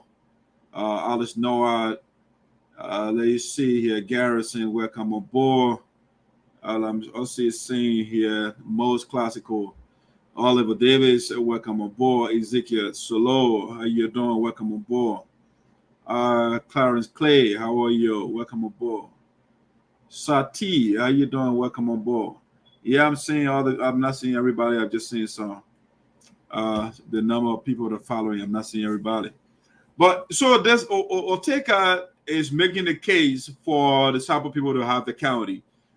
He feels that the Crusaders Against Tribalism in Sinoe County, that move is a band-aid solution to the problem. You know, he said that method has been used for multiplicity of years, and that has not, the problem in the county hasn't been solved.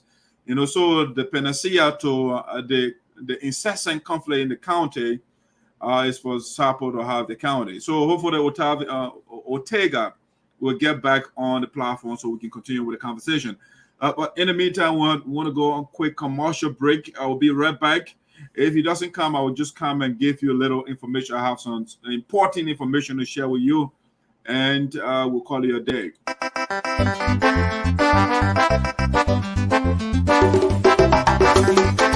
Aha! But you know, that movement is on your say, oh, I will it.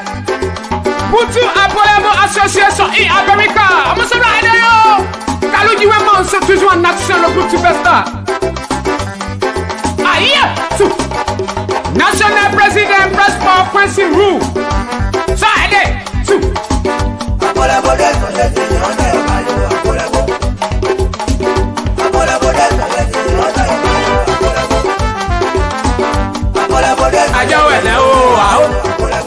kanu ble nyongo. Jose wa look ba mama. Me a get you.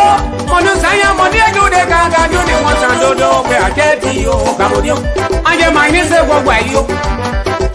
Jojo me ai nge. Anje kanu ble nyongo. Bravo kanu ble nyongo. Kanu ble nyongo. Kanu ble nyongo. Anje bravo pe anje di o pe wa di o. Apure bole wa. Nyonje kwanya nya.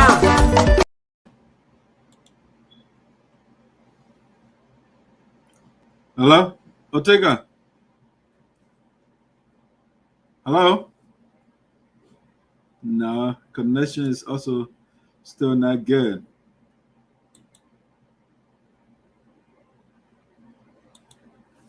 Yeah, you know, that's Bakube internet over there, you know. It's not as strong as Joe Biden's internet. Yeah, so that's the situation. That's a big difference there, right there. USA internet versus Bakube Liberia internet. It's not coming out right now. Yeah, so we'll kick the brother out of the studio. He'll get back. But let me show you something here while we are waiting for Ortega, right? Now, tomorrow on The Voice of Sinoe, right? You do not want to miss this tomorrow. The show coming out tomorrow will have the USAA women. Okay, let me take that bullet point down while Ortega is not here right now. So let me bring that down. All right, so tomorrow on The Voice of Sinoe, we'll have special guests. You know, I'm using as their guests. All right, so the special guest tomorrow will be headed by the president of the Delaware Valley chapter of the United Sarpo Association, Madam Frances Clark Myers. Some of the delegates, some of the members, the guests tomorrow will be basically in studio. So that's President Myers over there. You know, she always comes with the Sarpos. You know, so she will be my special guest tomorrow with our team. She's not coming in her capacity as a president, but she is coming as the head of a group called USAA Women. Okay, USA is the United Sarpo Association in Americas.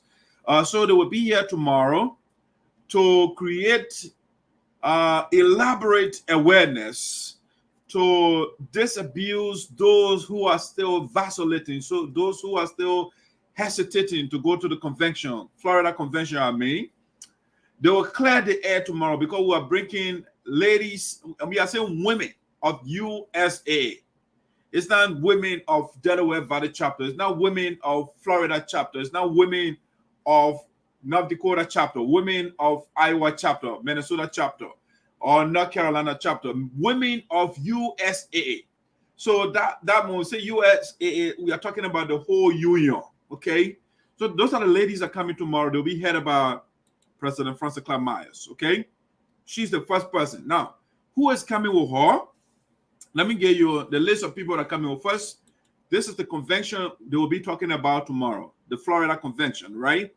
And if you hear about any other convention related to the Sarpo Association, is a scam, okay? That's a charade. Yeah, so let me tell my guests I understand exactly what's going on.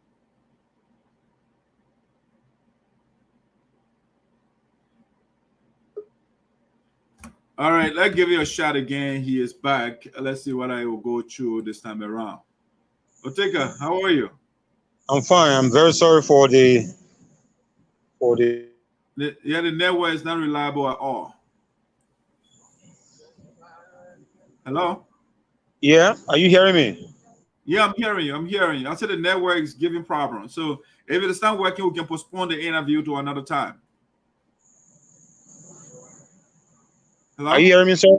Yes. Yes, I'm hearing you.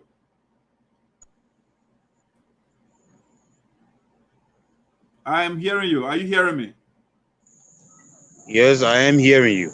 Okay, so a couple of questions that I have for you. We were talking earlier before you went off. Ortega, I understand every society or every community has internal issues.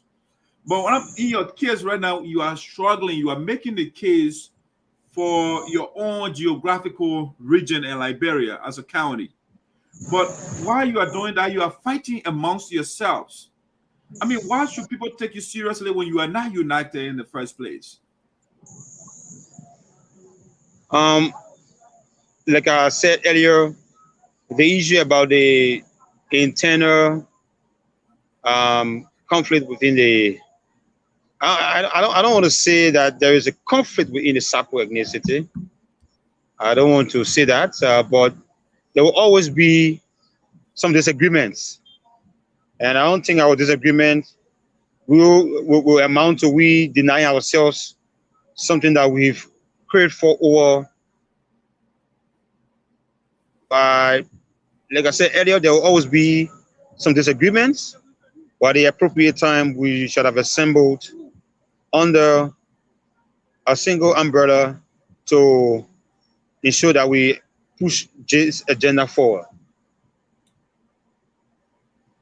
Okay, so Ortega, have you thought about the implications of breaking families apart? Because if you right now, Kolo were talking, and he told you, I mean, he told us that the Sarpos, they're married to the crew and vice versa. I mean, so if you have a Sarpo County, wouldn't that put families apart?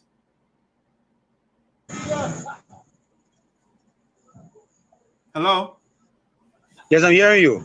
The issue about intermarriages is occurring across the world. It's occurring in Africa. It's occurring in Liberia. You'll find out that even a Sarpo may marry a global woman. He's from Sinoe and originated from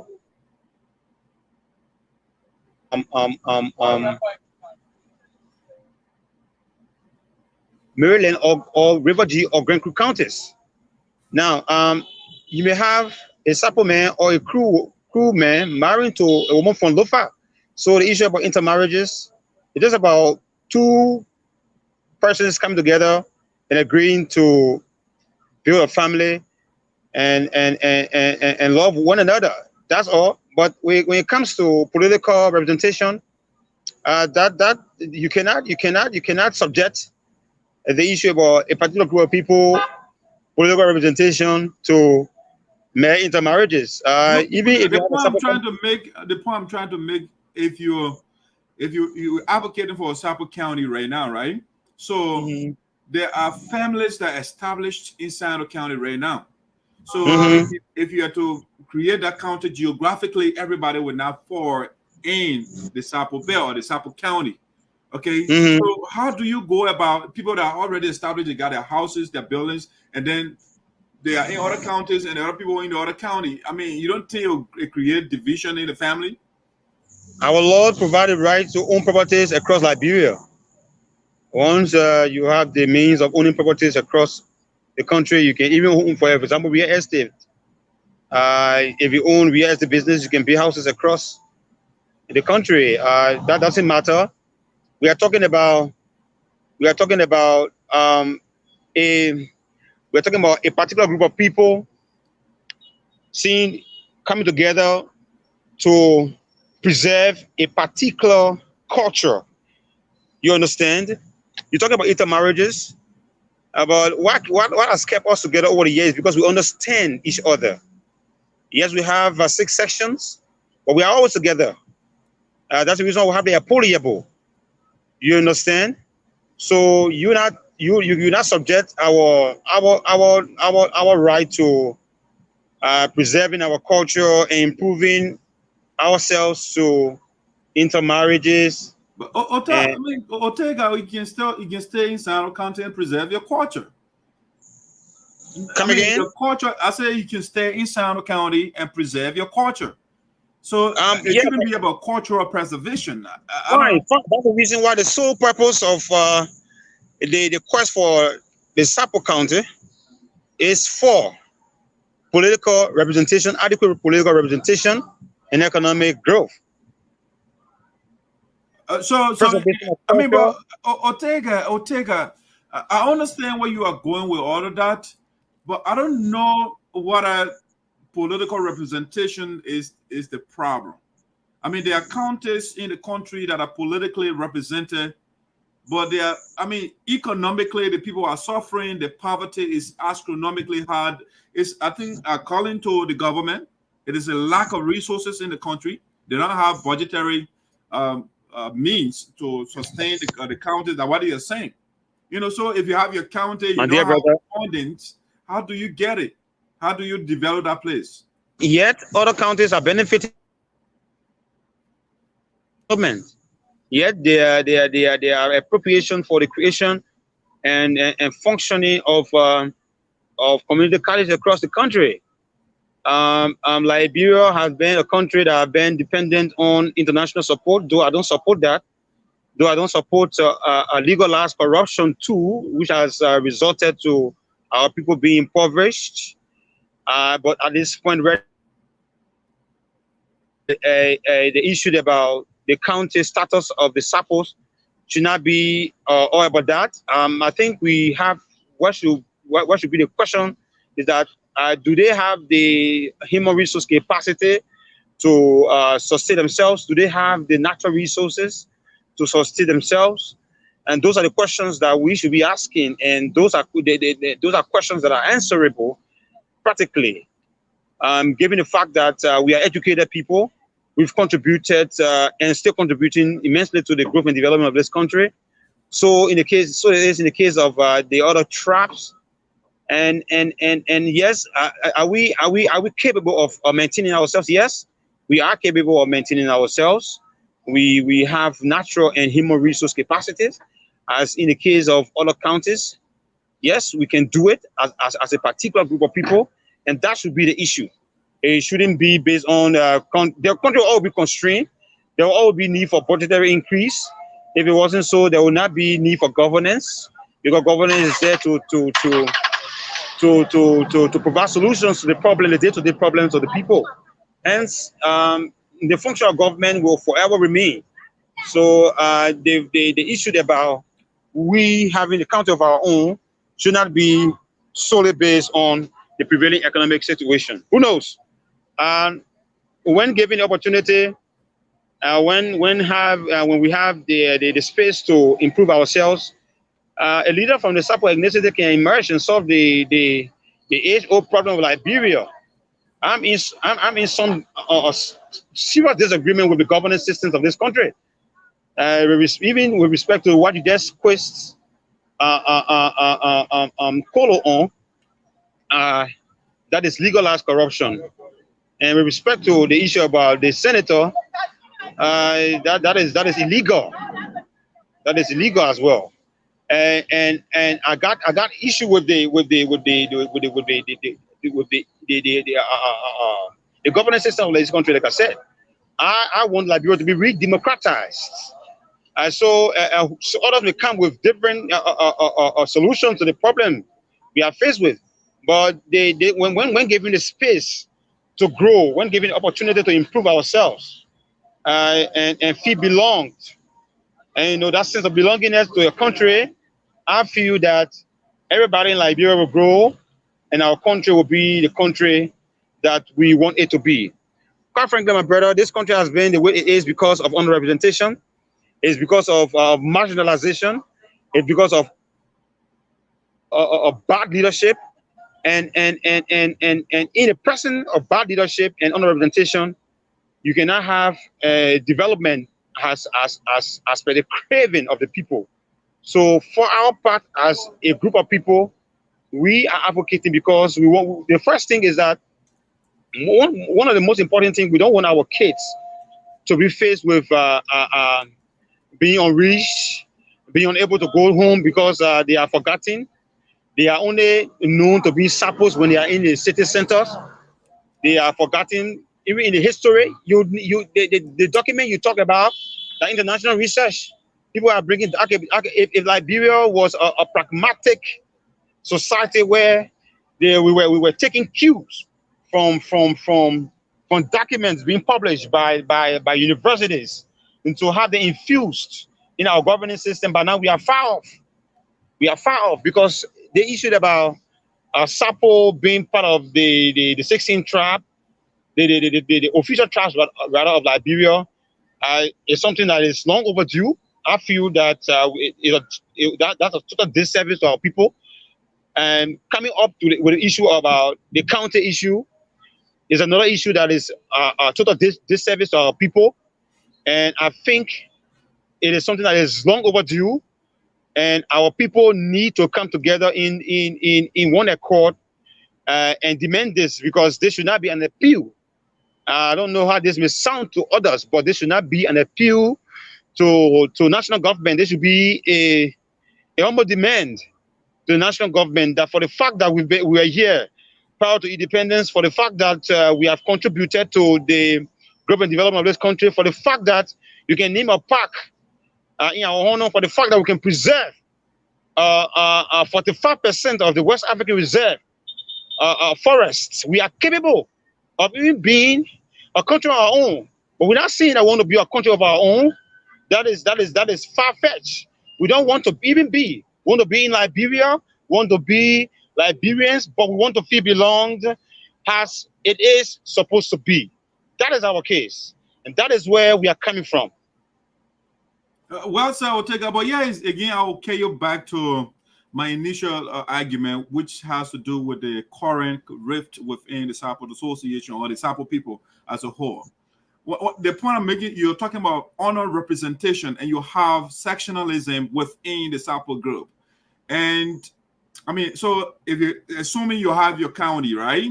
And then you said numerically or statistically, the Sincons are in the majority. And then you go to election, the Sincons are always elected. I mean, the other people will feel marginalized.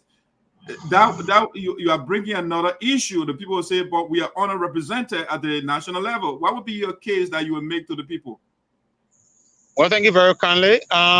The issue about leadership in the Sarpo ethnicity, our people have their own way of managing that. When it comes to election, we conduct consultations. And as far as I know, even prior to Honorable Zaza becoming representative, you had a Wedja man who was the representative, the late Honorable Waba. Our people have this culture of rotational leadership, representation, leadership within the representative democracy of the Sarpo ethnicity. So we have our own way. That's the reason we talk about our culture, our way of dealing with issues. Amidst the disagreements within the Sarpo ethnicity, my dear brother, you will agree with me. We have been globalized. We have been westernized. There are people that rebel against the decision of the people culturally. We have people like that. Prior election, the people made a decision. The people say, no, it's democracy. We don't have to follow the archaic recommendation from the elders. So you are ignoring the global aspect of it, the westernization of African culture. And that's what makes us a unique group of people. And that's the reason why we are asking for a space to have ourselves managed, though not independently of Liberia, but exclusively from other counties. So, like I said, we have our own.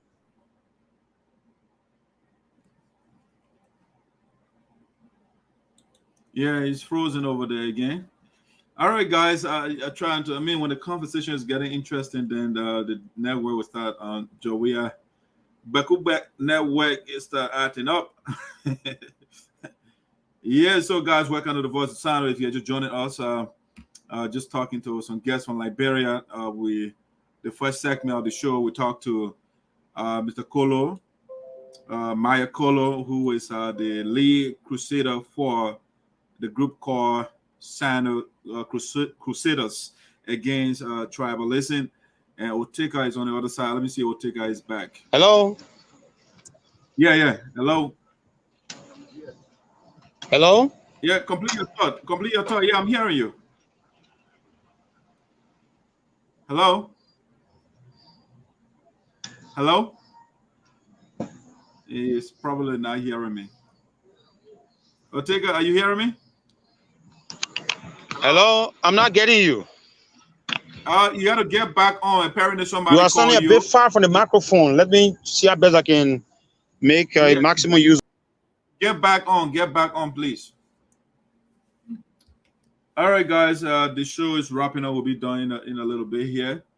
I want to see what I can get some questions out to the brother. But again, like I was saying, while we're waiting for Ortega to get on, I wanted to at least look at some of your comments here. Let's see, he's back. Yes. Hello? I'm back. Yes. You hear me? Yes, I am. Okay, good. So complete your thought. You were saying something and then your device went up. Yeah, there will always be disagreements, my dear brother, even prior to that. That's the same reason why that's the same reason in order for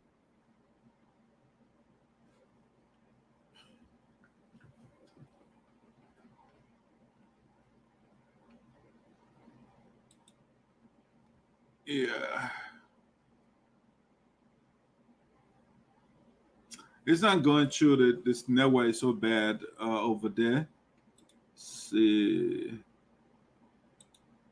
It is so bad. So what I'm gonna do is tell Ortega if he still wants to be on, just so maybe you can call me through Messenger or WhatsApp. Maybe you can talk from that route. The internet is not too strong. I think my mind it's necessary for us to have a county starter as Sarpo people for peace and tranquility. Shaky, Shaki. I mean, the thing is, right now, your organization in the U.S. or the Polo level right now, we don't have peace and tranquility right now. And so having a county, is that going to foster peace and tranquility? I don't know. It might be. I don't know. But let's get our eyes together first. Let's have we have, especially those of us in the U.S., we have a lot of opportunities here that we can leverage, to do something for our people. Let the people see first, the organization we have here. Let's start to make massively educate our people. Give a lot of, they say, oh, a lot of the Sarpo people are educated, because that's the first thing to be taken seriously.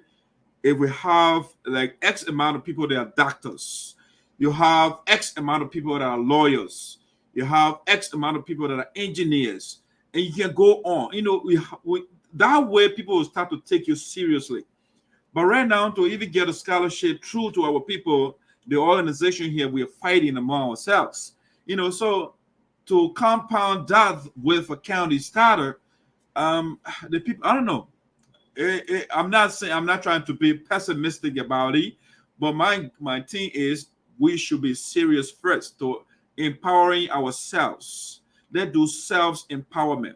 And then whatever we want, the people will take it seriously.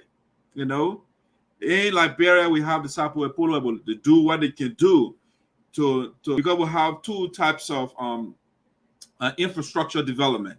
You have the human aspect, you have the non-human aspect. So let's do massive human infrastructure development. Let's develop the human capital of the Sarpo nation. So once you have philosophers, you have scientists, you have lawyers, you have engineers, you have doctors, you have nurses. Then when you proffer something, people will start, why you think the Jewish people in America, they have power? It's because the guys are educated. And so once you have more formal educated people, you'll have people will take you seriously. Okay, but right now we have a few people here and there with degrees. I mean, and in the middle of that, people are arrogant. They want to, the other man, he doesn't know anything. I mean, the arrogance is killing our people. So let's do the bare minimum. If you want to call it maximum, that's another way to put it. Let's have a Marshall Plan for the formal education of the Sarpo people. All right, that way we'll have a lot of leverage. Number one, once you are educated, you will have economic leverage, you will have political leverage. I mean, you think about it from every perspective, you will have the leverage that you need. And then at the power structure in the country, I mean, the people, once you dominate, you have more educated people, you will permeate the power structure. And to get things through, it will be relatively easy for you. All right, but thanks for your observation. Let me see the next person here.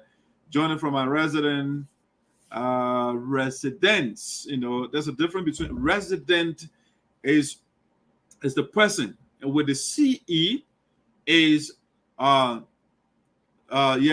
place you live, residence. You know, so yeah, so resident here in Greenville, good evening, comrade veteran Ortega Sayweah. And Garrison also said, good evening, veteran. I'm following from Bonneville Estate area. It's area F. Okay. What going on? Your guests just leaving the qualifications post to them. Because I have observed every questions you ask them, they hardly respond the right way. All right. Though that's your, I mean, it is not a mathematical question. Like you say 1 + 1, when you solve it, when I solve it, we'll have the same answer, you know. And so these are subjective questions. So you'll have different interpretation. People will answer the questions different ways. So it's that there is not a right, specifically a right or wrong answer. The way the person sees it, that's how the person will answer the question. All right. So the way you are looking at it will not be how the next man will look at it. You know, so that brings her in the area of subjectivism. All right. Let's see another observation made here. Most classical, Oliver Davis. You have a great point, Mr. Sayweah. The repetition of Sarpo and crew will keep us undeveloped. The work come to an end. You have a great point, Mr. Sayweah. The repetition of Sarpo and crew will keep us undeveloped. The world come to an end. I believe the creation of the specific county for the Sarpo people will be the way out to end tribalism and undermining each other's for state positions among. Moving forward, I see this as a great idea to decentralize developments amongst the both tribes. Okay, that's the observation of most classical Oliver Davis right there. All right. Ezekiel Solo, my input on this show is for the entire Sarpo community to come together to help Honorable Zasa to push the agenda for Sarpo County, because the current situation in Sinoe is or cannot permit Sarpo men to hold key position in Sinoe. So if the president of Liberia to share Sinoe into two, that which we Sarpo can have our own county started. Okay, when you say here key positions, what constitutes key position? A legislator or let's say a representative is not a key position.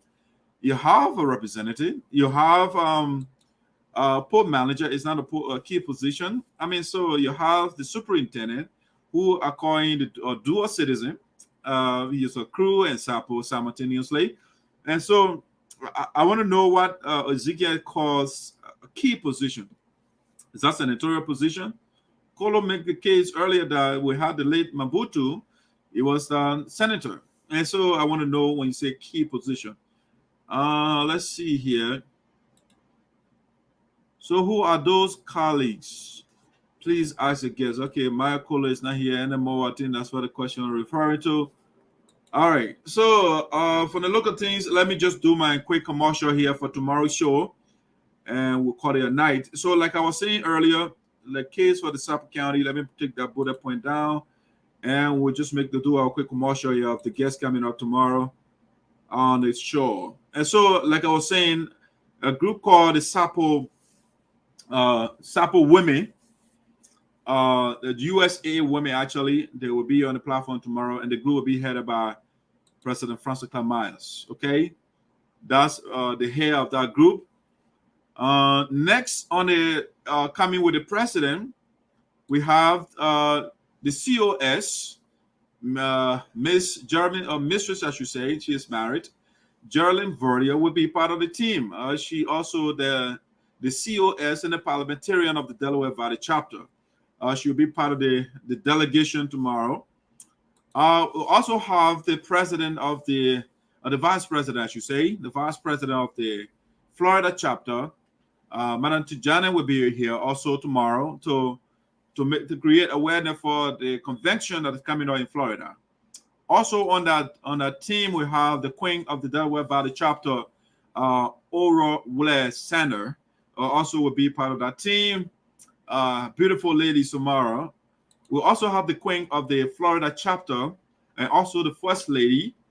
Wedding Judge will be here tomorrow for the program to create awareness. Also on the platform tomorrow, I will be featuring is this lady right here, Minister Olivia Sua. She will also be part of the team tomorrow to create awareness. Yeah, imagine the woman will go also part of the team. You know, she's a pastor. You know, so tomorrow will be epic. You got to come. Next on the show, we have Mr. Masakwe. Winning Shibwe Masakwe will be here also tomorrow to be part of the show. All right. Who else is coming up? We have the head of the Department of Ticketing, also / we call it the Department of Technology, the contemporary chair lady of the Delaware Valley chapter, Madam Manjino Smith. Man, I think her last name has changed. She got married. And so Manjino also be here tomorrow to create awareness. We have a representative from Minnesota. That is Marie Pine.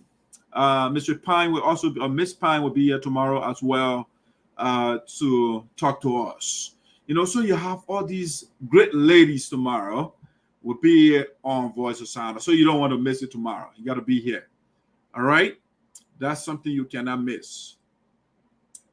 Also coming on the platform tomorrow, of course, we'll have a Royal Highness of our union.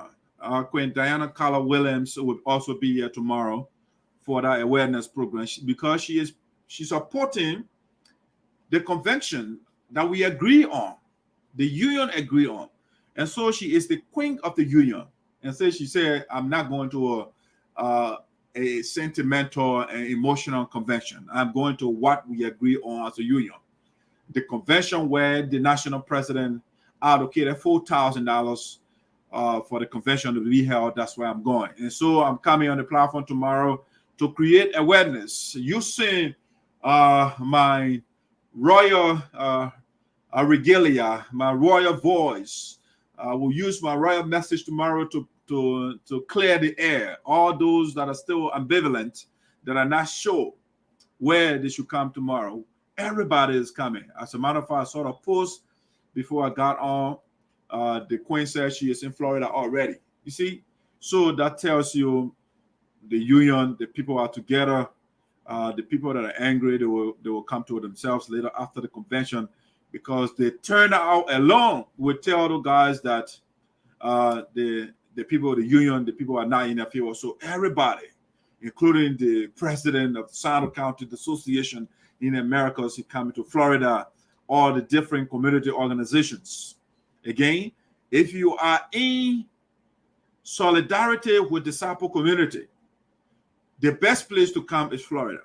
Because if you go to Minnesota, it means that you are supporting the division of the former president. All right?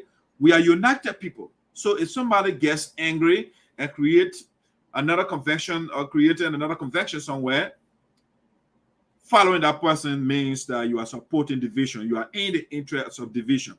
And I know for sure the community organizations, they are not supporting division. Your friend, your neighbor house will not be on fire and then you pour kerosene on it. No.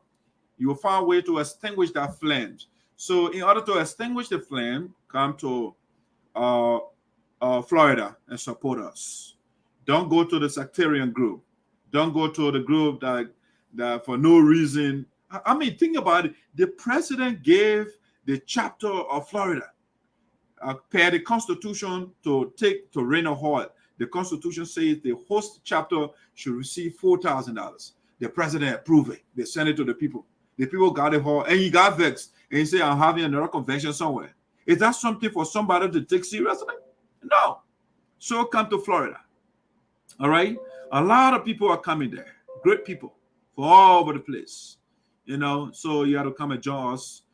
It's August. It's starting August the 4th all the way to the 8th. All right. So come to Florida. It will be a fantastic convention. Today again is the birthday of my own mother. Her mother, Lucilia Zarza, is a birthday today. We also want to say happy birthday to Auntie, and that's how we call her. Happy birthday to you. We dedicate the show to you today. That's our mother over there, the lady that got me on my feet in the U.S. You know, I was living with her for years before I got on my feet. So, Auntie, want to say happy birthday to you. We love you so much. All right, that's it. That's it for. Let me show you something quick. Where the union was before we got to where we are right now. The union was so united to the point where, I mean, everybody was. I mean, this. He said the people say actually, a picture worth 1,000 words. A picture, an image worth 1,000 words. Look at the picture, for example. What does it say to you? It says happy people. That's what I see, for example. I see happiness. I see euphoria. I see elation. I see joy. I see a glorious gender together, a male and a female, leaders of the community. They are showing their unity. That's why the picture. Or handshake where the president is holding the incoming president, Madam Francisca Myers, is holding the former president's hand. Not separated. She's holding that man's hand and saying that, you know what, we are united. Yeah, you can see the joy being exuded on this picture. Okay. So this is where we were before. Now, let me show you another image. All right. This image as well, it shows you another sign of unity. You see the laughter, the joy on the faces of those people. That's what we are craving for again. Can we get back to this level? Yes, it is. We can get there. We can get here again. How do we get there? Well, it's to get President Francisca Myers. Once she is elected as the president of our union, guess what? We'll come back together. Because there will be nowhere where she will be saying, no, that other people 0-degree tolerance. Or I am going to do anything that I want to do. No. She want to work with everybody. A leader, again, I agree with Kolo. It's the one that creates ideas for others to follow. That make way where there is no way. Okay? Ortega, this connection is terrible. It's very, very terrible. Yeah, so let postpone it. Let do it another time. Yes, let's do another time. The connection is very bad. All right, so that's it, guys. I just wanted to show you where we were before and where we are now. But we can get here again. We can see our leaders will be back together. President Francisca Myers and Mr. Gilio. Once we come from Florida, President Myers will be elected. I will reach out to President Gilio. We'll bring him to the table, and do all of that. The next convention, he will get back on board. Right now, let the man throw his temper tantrum. He's mad right now. And the boat fire me, even though the boat did not fire him, and stuff of that nature. That's it. Yeah, let the man, after that convention, whatever they have, they generate. The Madam President, Francisca Myers, will be the original leader. The same thing, honor Madam Kalija Bedefoli, and then we had the other team on the other side, Mr. Charles Kroji. Let me send the guy a message quick, and I'll make that talk.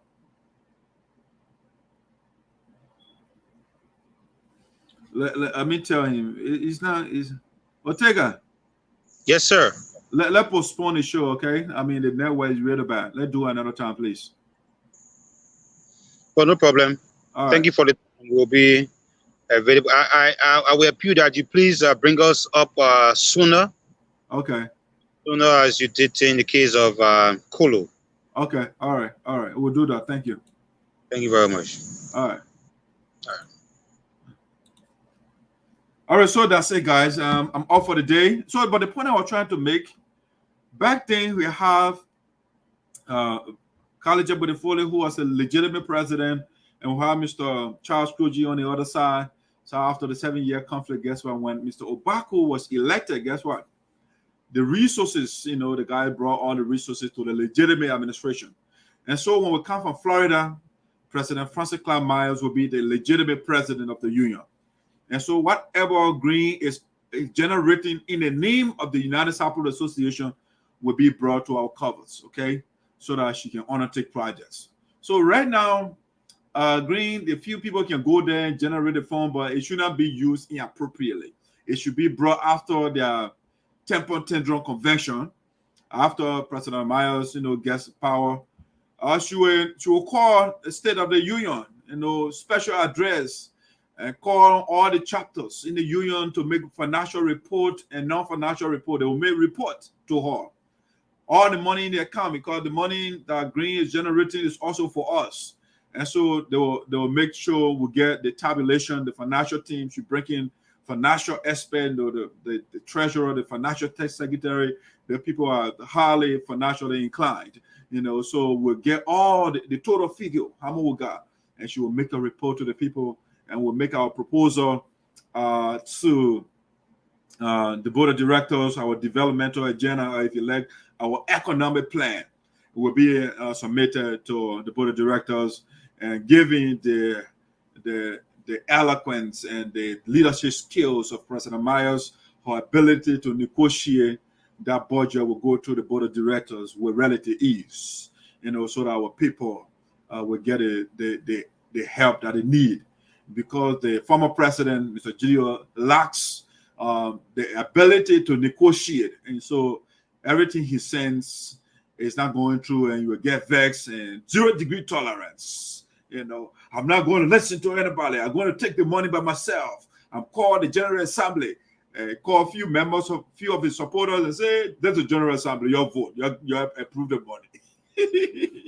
All right, guys, we are off for the day. I want to say thank you so much, and we'll join you tomorrow. My guests, you have to join us tomorrow, beginning at 3 p.m.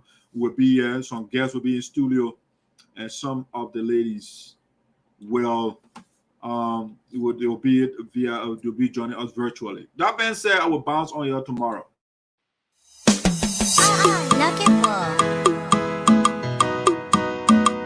Eba, zona, zona, eba, zona, zona.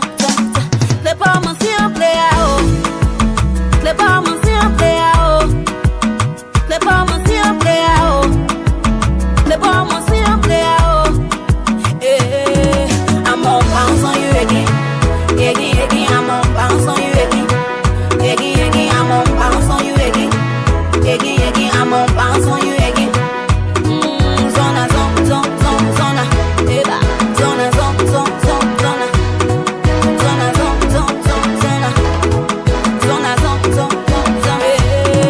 I'm on bounce on you again. Again, I'm on bounce on you again. Again, I'm on bounce on you again. Again, I'm on bounce on you again. They want my life to be crawling. They say my life will be jogging. But then I know one thing they not know. I have a very big God, he can never leave my side when you're ready for me. He can waste the white side, and I bounce on my haters. I bounce on it. I bounce on my haters, and I bounce on it. I say more, I'm on the bar. I say favor me, I'm on the bar. The bar mon yon way. I'm on bounce on you again. I'm a bounce on the one. I'm on bounce on you again. I'm a bounce on the one. I'm on bounce on you again. I'm a bounce on the one. Yeah, I will bounce on you tomorrow. Have a good